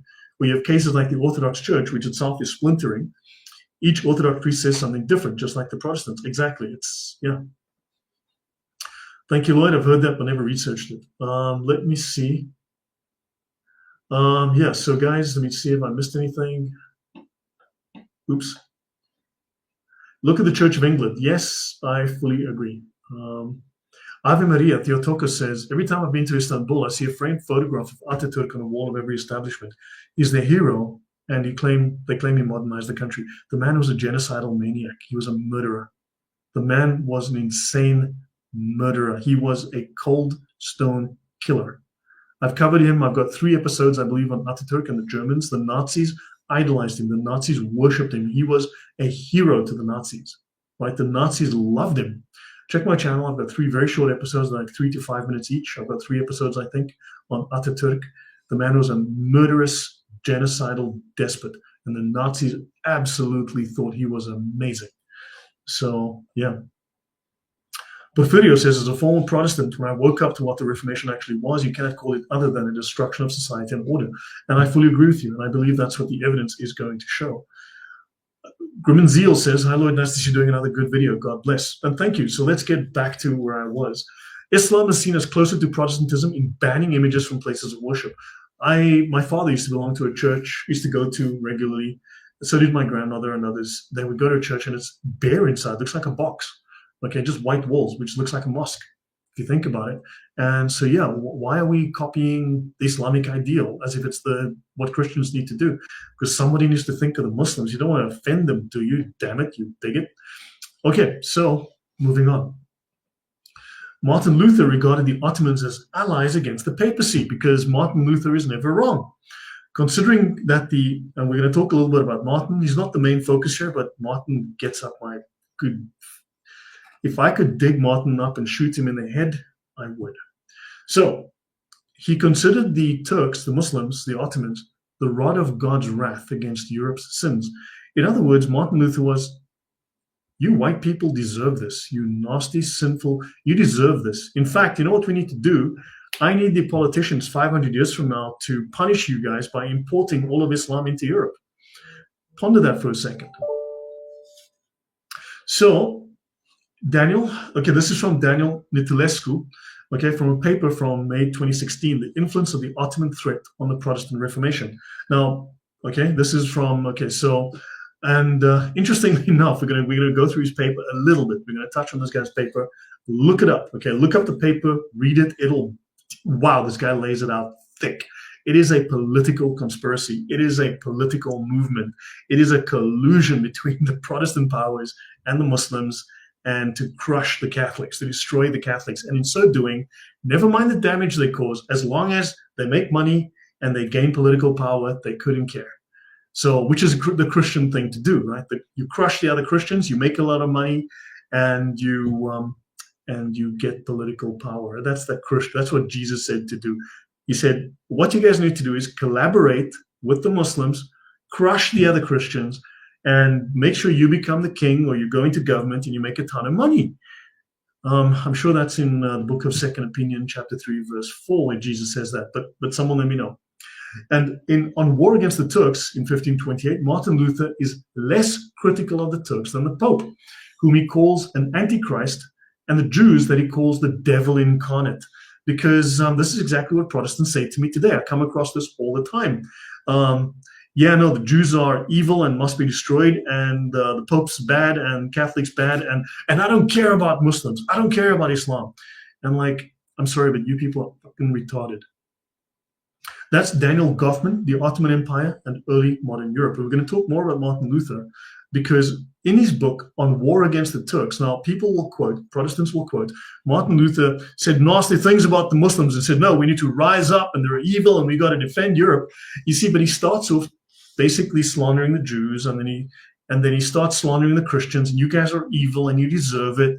And then he says, shoot, I'm supposed to be defending Europe and Christianity against the Muslims. Gee whiz, I forgot. Oh yeah, Islam bad. And then he goes, fucking that Pope is horrible, isn't he? Good God, these Catholics need to be destroyed. What are we going to do about the Catholics? And how do we undermine the Pope and the Catholic Church? And good God, we're talking about the Turks. Fuck, but I hate the Pope. That is his article on War Against the Turks. It's publicly available. Read it. He basically says, you're guilty. You deserve it. And, Turks bad. Muslims bad. They don't love Jesus. Terrible. What are we going to do about the Catholics? That's his whole paper. How do we screw the Catholics over? Anyway, he writes here in his book, Jack Goody's book here, this vigorously argued book reveals the central role that Islam has played in European history. Following the movement of people, culture, and religion from east to west, he breaks down the perceived opposition between Islam and Europe, showing Islam to be a part of Europe's past and present. In a historical analysis of religious warfare and forced migration, he examines our understanding of legitimate violence, ethnic cleansing, and terrorism. His comparative perspective offers important and illuminating insights into current political problems and conflicts. This guy's actually a pretty good author. I like his stuff. So Goody traces 3 routes of Islam into Europe, following the Arabs through North Africa, Spain, and Mediterranean Europe, Sicily. Okay, and I've covered those before. So you've got North Africa, because after they were expelled, the Moriscos, where did they go? North Africa and to the Ottoman Empire. But Sicily is another hub. We'll come to that. And then the Turk through Greece and the Balkans. We've covered the Balkans, and the Mongol through southern Russia to Poland and Lithuania. Each thrust made its mark on Europe in terms of population and culture. This was not merely a military impact, especially in Spain, but elsewhere too. Europe was substantially modified by this contact. Today, it takes the form of 11 million immigrants. That was way back. This is like 30 years ago this guy died. Not to speak of the possible incorporation of further millions through Bosnia, Albania, and Turkey. So hopefully you get from that this is a problem today. The problems are cropping up today. And yes, nothing good comes from Islam. Someone could so clip Lloyd out of context right there. What did I say? I mean, I'm surprised that people don't engage with the content and go like, Lloyd is lying. Look, he's quoting stuff on the page. He's reading it out of context. I don't know, whatever. Could the Muslims possibly be the hypocrites and Jesus called out the thought? The Pharisees, if you look at the imams in Islam, they are equivalent to the Pharisees. They took over from the Jewish role because they said, no, the Jews are are abrogated by Islam, and they effectively did become the new Pharisees. Yeah, the ulama is the new Pharisees. Exactly what my comment was about. Just let us know. Yeah, when you see the sad fact, you see the Pharisees and scribes, could they be the Ladiris? Because they have no idea what that is. Let's see. Did you hear the words of the American Pope? The criminal political still influence the Pope and the Catholic Church. The American Pope said in his speech, Mary is our God. I have no idea if he said that, and I don't think he would say that. And I somehow doubt that. So, but here's the thing, though. Just like Muslims, when you talk about the issues with Muhammad's immorality, when you look at various issues, they'll go, but the Bible, Amalekites, right? Because they want to change the topic. So when you start to show that the Protestant Reformation was excuse my French here, but a fucked up movement, a political crime against Europe that introduced total heresy and destroyed Christianity for a long time, that created massive division, massive problems, they go, yeah, but the Pope. You're like, did you hear me? Do you see the problems here? But no, I see no evil. Because remember, when the Protestants decided that they were all morally equal, that is no different than them going, I hear no evil, I see no evil, I will speak no evil. Do you understand? This is willful moral blindness. This is judgment that has removed all objectivity. It is simply choosing, this is our position, trans women are women, and we don't care about the facts. Do you understand the problem here? This is Protestantism. This is the history of Protestantism. It is dirty. As far as I can tell, I'm sorry, it's dirty. So, okay, so now, Martin Luther. Now, Martin Luther did let us know. Now, of course, Martin Luther was contradictory as heck. Just like in the Quran with Muhammad, you can show a hadith that says A and a hadith that says B. You can show a Quran verse that says A and one that says B. You can do that whole day, go in circles. The same with Martin Luther. In the same paragraph, he'll contradict himself. Martin Luther just wrote complete bogus nonsense, just complete crap, okay? That word with cow, the opposite of cow that ends with a T, that's what Martin Luther wrote. Now, Martin Luther did tell us, though, that you don't appreciate Islam enough. Did you know that? Yes, you Islamophobic bigot, you, the one who's watching that, you don't appreciate Islam enough, and you really should. Okay? Now, of course, you can find quotes where Martin Luther says, well, no, Turk's bad. Turk's bad. We got to do something. Yeah, what are we going to... By the way, how do we screw over the Catholics? You know, that was Martin Luther, so you can find him saying nasty things, and you go, yeah, Martin Luther's standing up for Christianity against those Muslims, and then you'll find him saying, you know, yeah, you Christians are a bunch of, you guys are a bunch of, yeah, you guys, you deserve it. Now Muslims need to take over. You deserve. So let's have a look at that side of Martin Luther, where he's pro-Islamic. Let's look at his pro-Islamic side. Martin Luther to the pious reader. It seems the authors of both the Refutation and the Analysis, now these are two books by two different authors that critique Islam.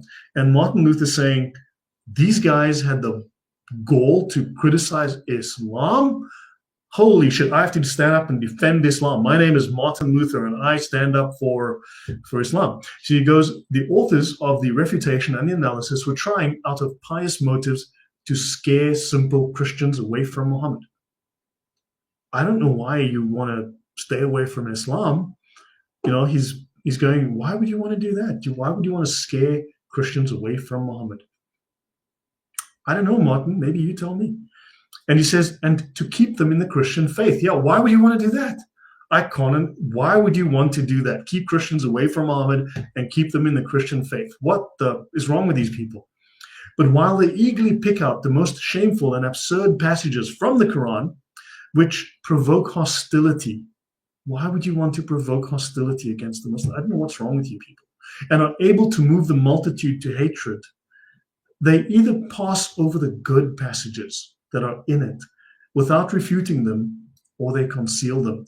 You know, like Quran 5:32, he who kills a man, you know, it's like he killed the whole world. I'm sure that's what Martin was trying to say here. I'm sure Martin Luther would go, look at Quran 5:32, he who kills a man, it's like he killed the whole world. Look at that beautiful passage in the Quran. Look at that beauty. Oh my God, the beauty in the Quran. And he goes, and all the good passages that are in it without refuting them, or they conceal them. The result is that they have attained little credibility because they didn't show you the beauty in the Quran. What is wrong with these Christians that are not showing the beauty in the Quran? And they've lost all authority, as though they had published their books either out of hatred of the Muslims or out of their own inability to refute the Muslims. I mean, is it possible to refute the Muslims? Probably not, because look at the amazing good stuff that's in the Quran. Thanks, Martin. Go fuck yourself. And this is quoted. This is literally in Luther's works. Okay, if you want me to, I can bring up Luther's works. It is in Luther's works. Luther wrote that. Okay, and this is quoted by, this is the author of that particular article, Adam S. Francisco, in Luther's works, volume 59. Okay, and I have the entire Luther's works thanks to my audience. We spent the money. It was $400 and something, and we bought the entire Luther's works. So luckily, I have access to it, and it's very helpful. So, D. Mielman says this is a smoking gun. Yeah. So, but look, when you go to like the next 10 paragraphs or whatever, Martin Luther will go there. The Muslims are bad. Oh yeah, we got to do. And how do we undermine? How do we screw over the Catholics? That's Martin Luther's approach here. He seems to quickly forget about these Muslims and like, how do we screw over the Catholics? Okay, so moving on. So Martin Luther writes. Yeah, putting it politely. Martin Luther, the inbred heretic, focused on the good passages, not the ones about heresy. Yeah, can you see how there's a word for this? There's a word for Martin Luther. I'm sure there's a word for this. Bernadette says, I'm amazed that the majority of Protestants don't know that Martin Luther left 7 books out of the actual Bible. Oh no, he hated a lot more. Let me tell you something. For a man who claims sola scriptura, the Bible, Martin Luther pissed all over the Bible. He absolutely hated a lot of the Bible. He detested a lot of the Bible. For a man who thought the Bible is the word of God and holy, the man certainly didn't like a lot of the Bible. So, mistranslation, I'm pretty sure. Let me see. I've been in the crusade. I've been in the crusade quest with Raymond Ibrahim ever since his dramatic counterpart was casting couch in the desert. No embellishment, just hard facts. Okay, yeah, I'm hoping to get him on in a month or so. My head hurts. Janice, yeah, I'm with you. Believe me, I spent 6 or maybe 7. I'm not kidding. I spent 6 or 7 hours on this material today, going through it. I mean, I had to look up one quote. So the author in the paper, the PhD paper that he's writing, he makes a full quote, but it's actually 2 sentences. One sentence is from one work of Martin Luther's, and the other sentence is from a letter. And it took me half an hour to find, because I have to go verify everything, right? And it took me half an hour just to find that this quote is not correct. It's correct. The sentences are correct, but it's from 2 separate works. I mean, it's half an hour of my life just to trace 2 sentences. So guys, look, if you think I'm not talking out of my ass, I mean, quite bluntly, if you find that what I'm saying is credible, believable, thoroughly researched, and you can see that you can resource it, you can source it, it comes from primary sources, that I'm not making it up, that my thesis holds water, then please, I do ask you to support the channel. I did literally spend 6 or 7 hours today on this work. Okay, I've been up since this morning, worked on this whole day. It takes a lot of time and effort. And if you feel that that's worthy of support, then I thank you and I appreciate it. So let me continue. So let me see, putting it politely. Let's see, in this chapter of the Ant in the Quran. Okay, I will skip over that for now. Okay, let me finish this. This is a long chapter. This is from Luther's Works, volume 59, page 259. He goes, so you don't appreciate Islam enough. Remember, let Martin Luther explain to you how you don't appreciate Islam enough. He writes, therefore, from this book, we see that the religion of the Turks, or the religion of Muhammad, in its ceremonies, and I might almost say in its behavior, because you Christians, you behave like wild dogs. You wild dog Christians, you wild animals, you uncivilized beasts. Look at those Muslims. Look how nicely they behave. Why don't you learn from them? And he goes, the religion of Muhammad is much more attractive in its appearance than our own, even among our religious and our clerics. Those guys are better than our priests. They're better than us. The modesty and simplicity of the Turks in food, clothing, buildings, and all things, as this book declares, as also in fasts, prayers, common assemblies of the people, are not to be seen anywhere among us, because you're a bunch of crappy Christians. Learn from the Muslims. In fact, if you want to be a better Christian, I suggest you be more Islamic. My name is Martin Luther, and I approve this message. He goes, indeed, it is impossible to persuade our people to do likewise. We just can't be as good as the Muslims. Then there are the miracles and the marvels of abstinence and discipline among their religious.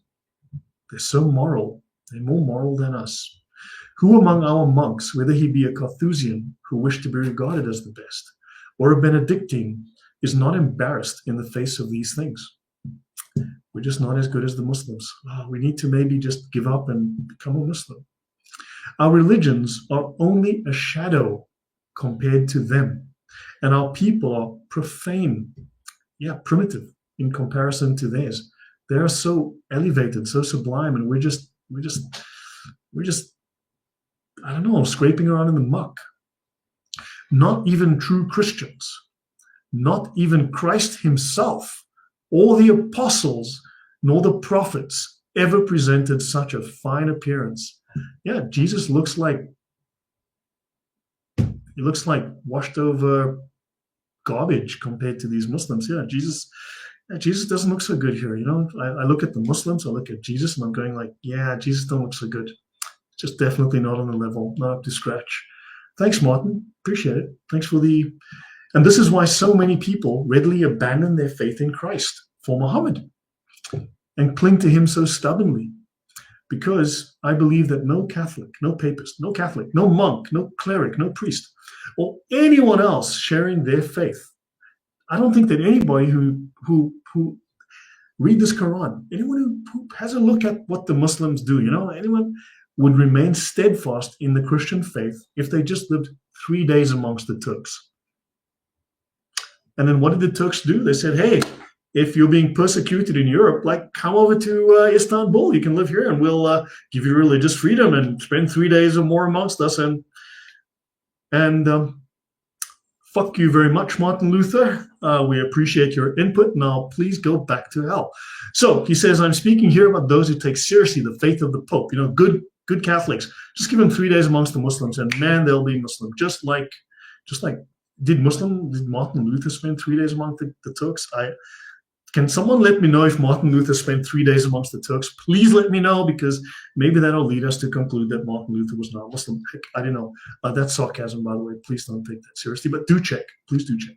Okay, so the rest of the crowd, and the greater part of them, particularly the Italians, those are the ones who nailed Jesus to the cross, by the way, because they are swine from the Epicurus herd. The Catholics are atheists. That's what he's saying, Epicurus herd.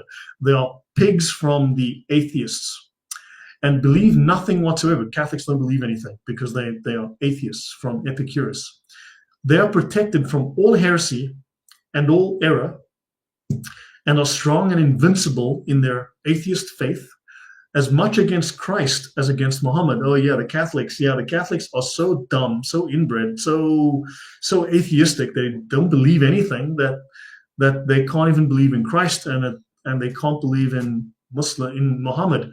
And he's like, that's bad. That's a bad thing. According to Martin Luther, not being able to believe in Muhammad is a bad thing. He puts it on the same level as believing in Christ, and even against their own Pope himself. Luther's works.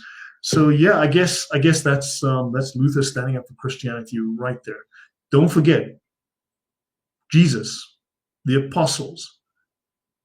They're not looking very fine. They're looking a little tatty compared to those Muslims.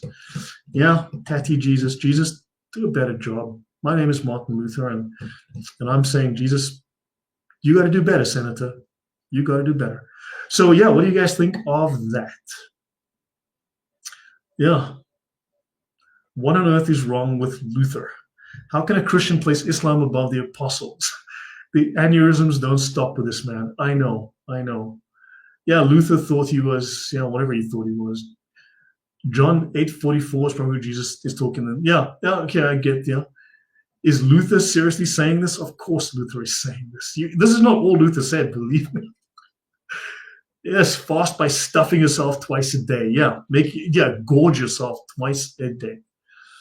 The filthiest heretic, Martin Luther. Yeah, miracles. He says the Quran has no miracles. Numo says, I appreciate your work, sir.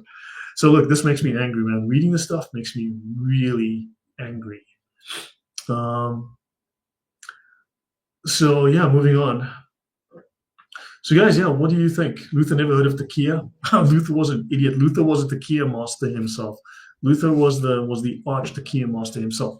Okay, moving on. So let me see. Let me try and get to Christians who have been stirred up to take, so fiddle while Europe burns. And he says again, to repeat this slide again, Christians have been stirred up to take up the sword and fight the Turk when they really should have just been chilling at home with their cocoa and fighting the devil and unbelief with the word, reading the Bible and praying. So, you know what, instead of opposing the Turk, I've got an idea for you.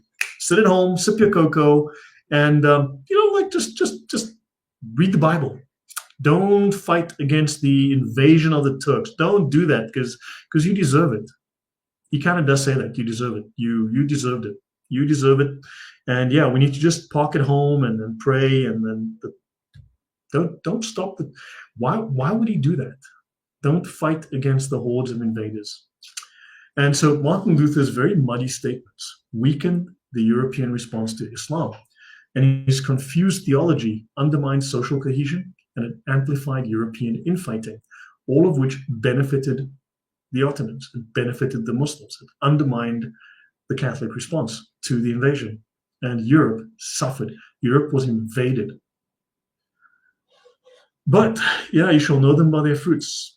If anything, Luther learned of tequila and went on, don't mind if I do. And I 100% agree with you. Yep. So Martin Luther said to set fire to the Jewish synagogues and schools. Muslim march? Yes, exactly. So, yeah, no, Martin Luther was very pro-Islamic in certain ways. There's a strong, look, I mean, there's clearly a strong parallel with Martin Luther's theology, Calvin's theology, and Islam. Martin Luther certainly, and I've said this for a long time now, a couple of years, Martin Luther took a playbook out of Islam, and hopefully you're starting to see there's a lot of pro-Islamic, very Islamic-friendly quotes coming from these people. So Martin Luther says it's very important to fight the Turks.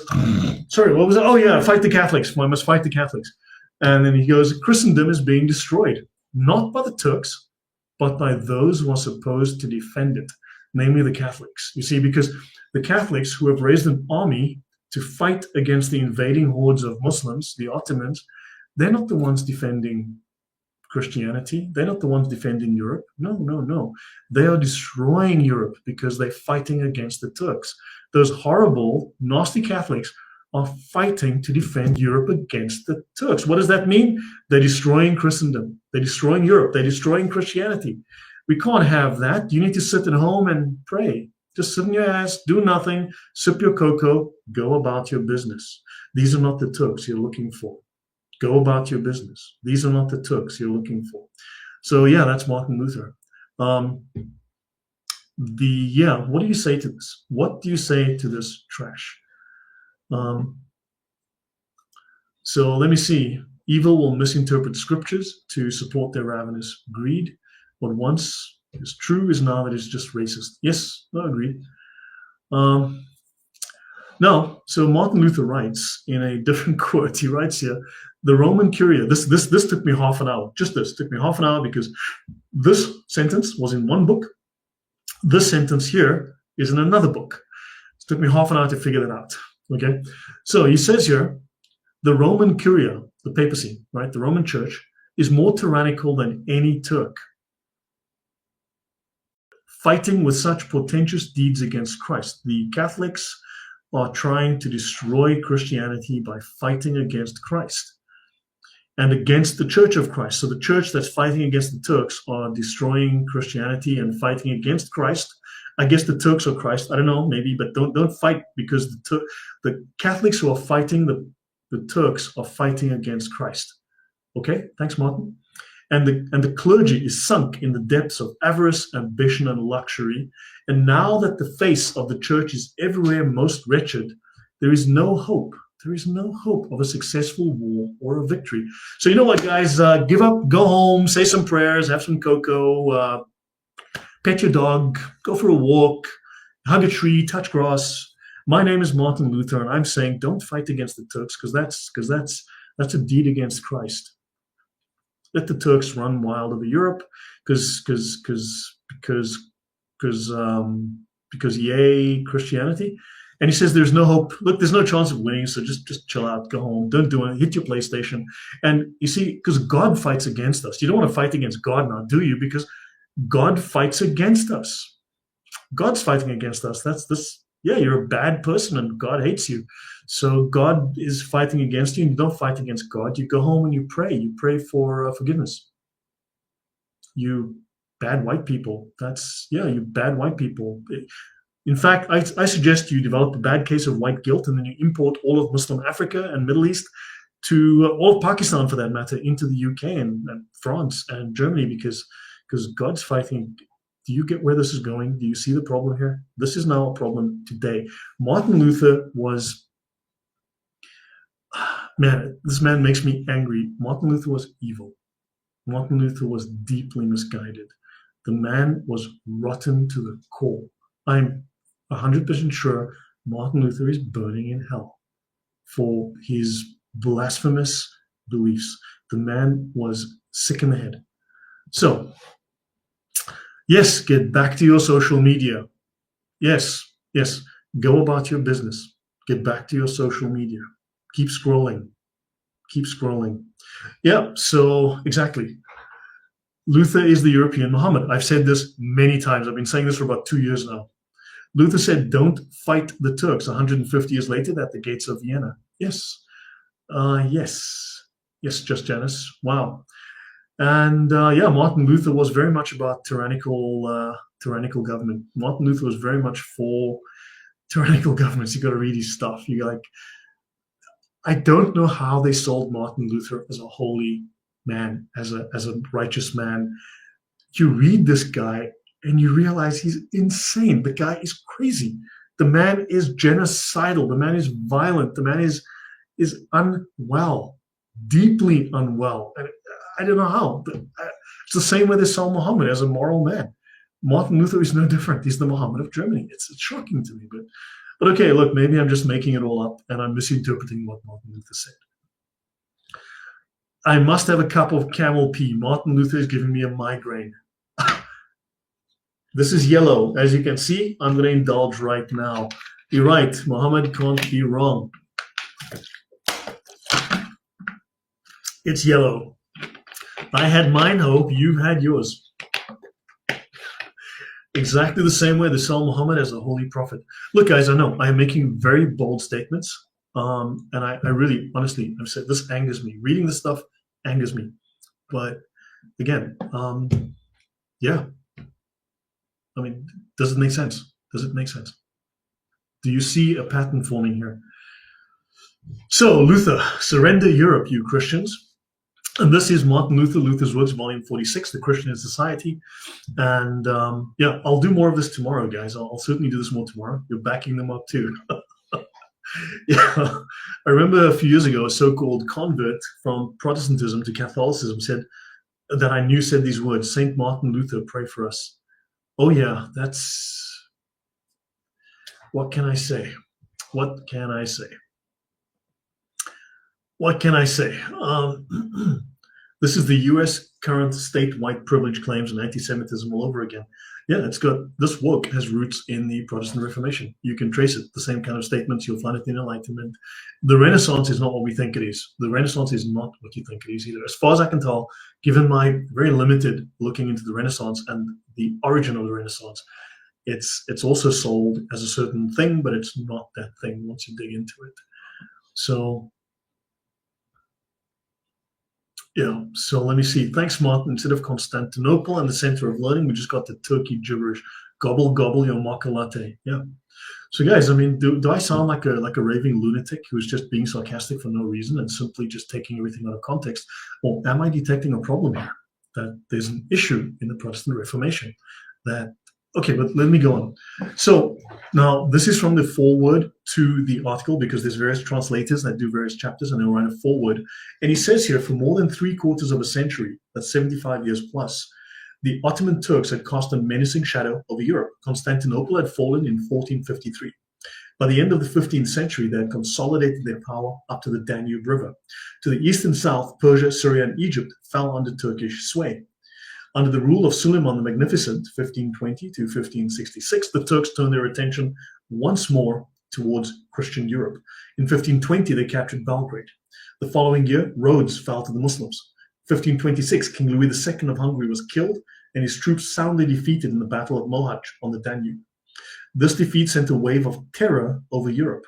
Only pressing domestic problems which demanded undivided and immediate attention prevented Suleiman from pursuing his advantage.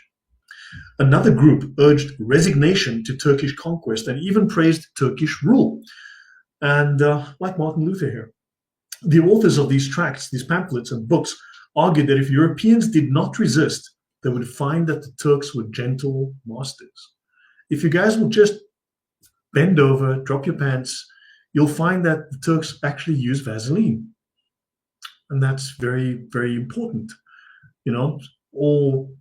So they said, look, when you bend over, just ask them if they use Vaz, you know, and you'll find that they're very accommodating if you ask for it. Thanks, Protestants. That's really nice of you. I don't have any Vaseline, so I am going to have to punch people in the face myself. That's my approach. I don't know. That's me. I don't know about you guys, but yeah, yeah. I don't swing that way, Vaseline or not. Yeah. So Luther views Turks as God's rod of wrath, punishing the sinful Christians, implying that they serve a divine purpose, unlike the Pope's deliberate corruption. You see, they're here to fix up what Catholicism broke. And okay, yeah.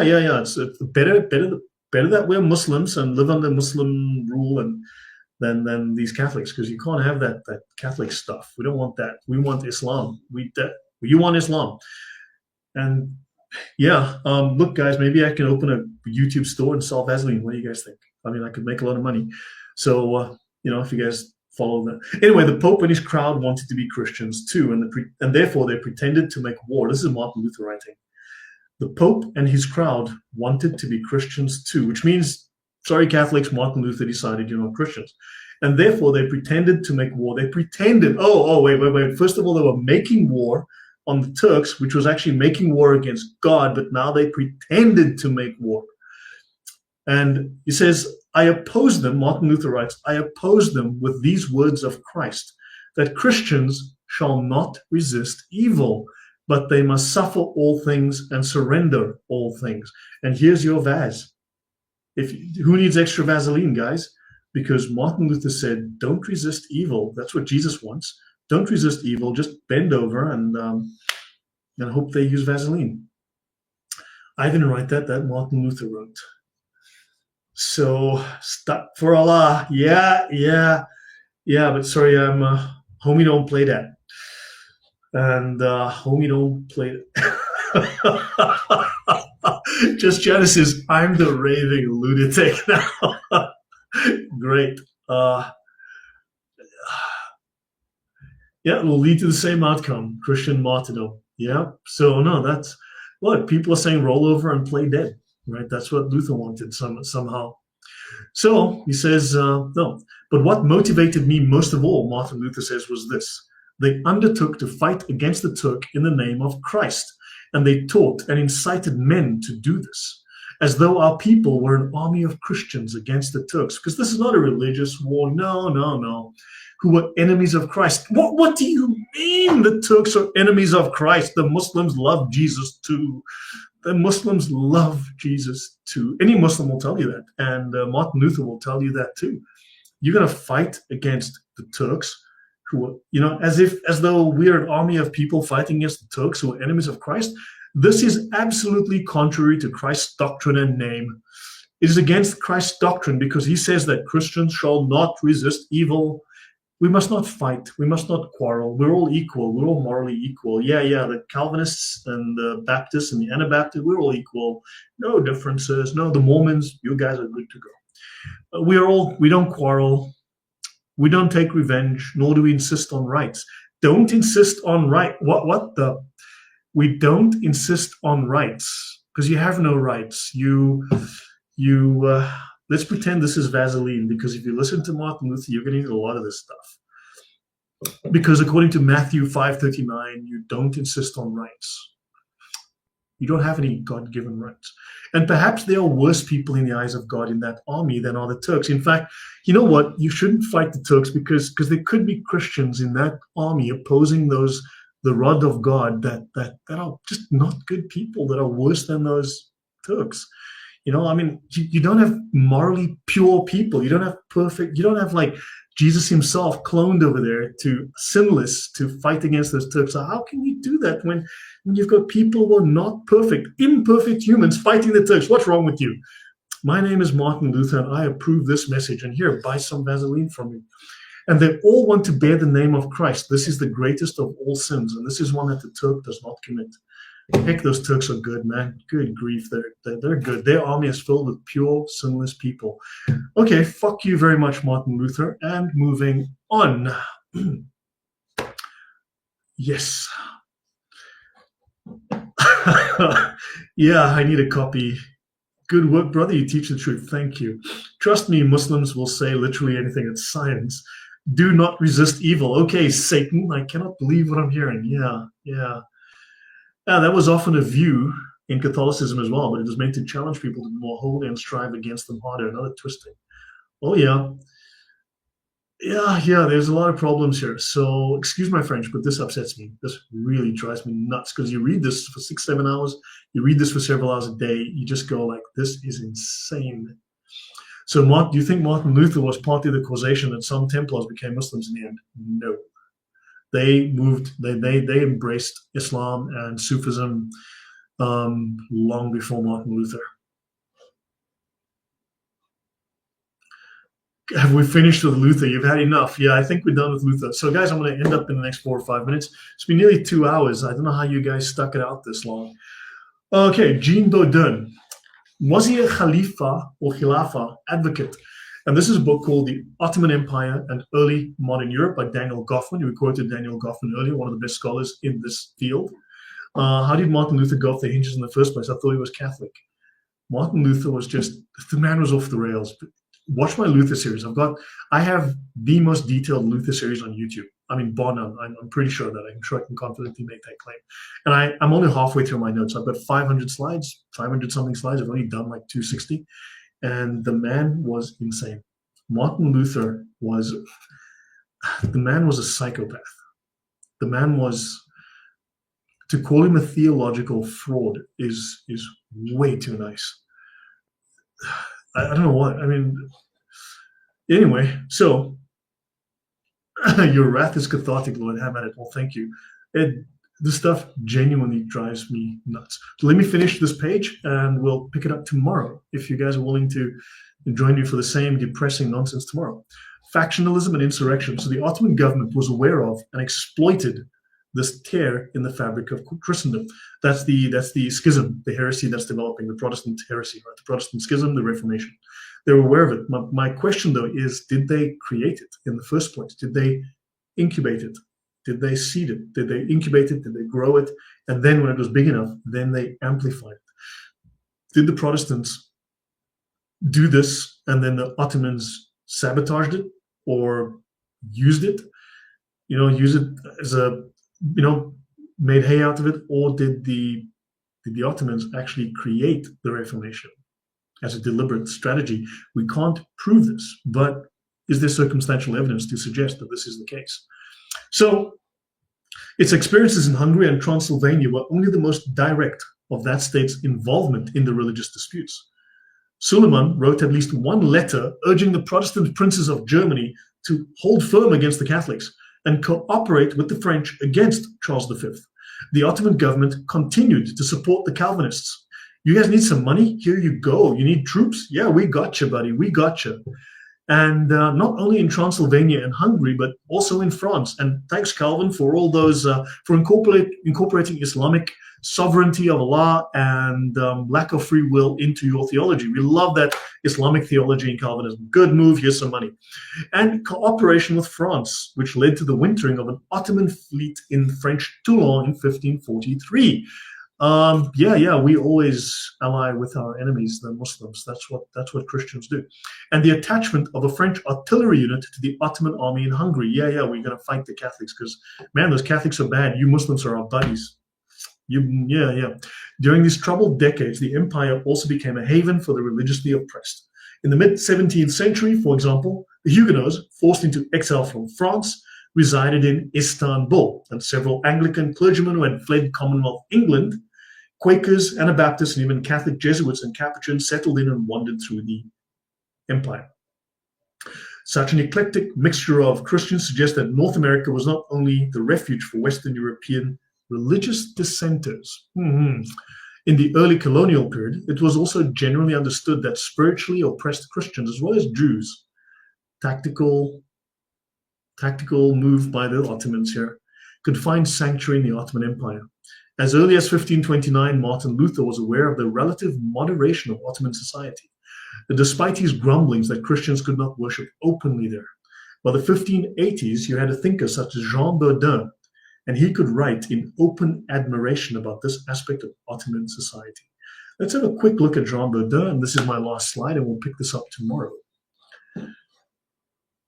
Is there any ancient Greeks thinking up determinism? 100% villainous, 100% yes.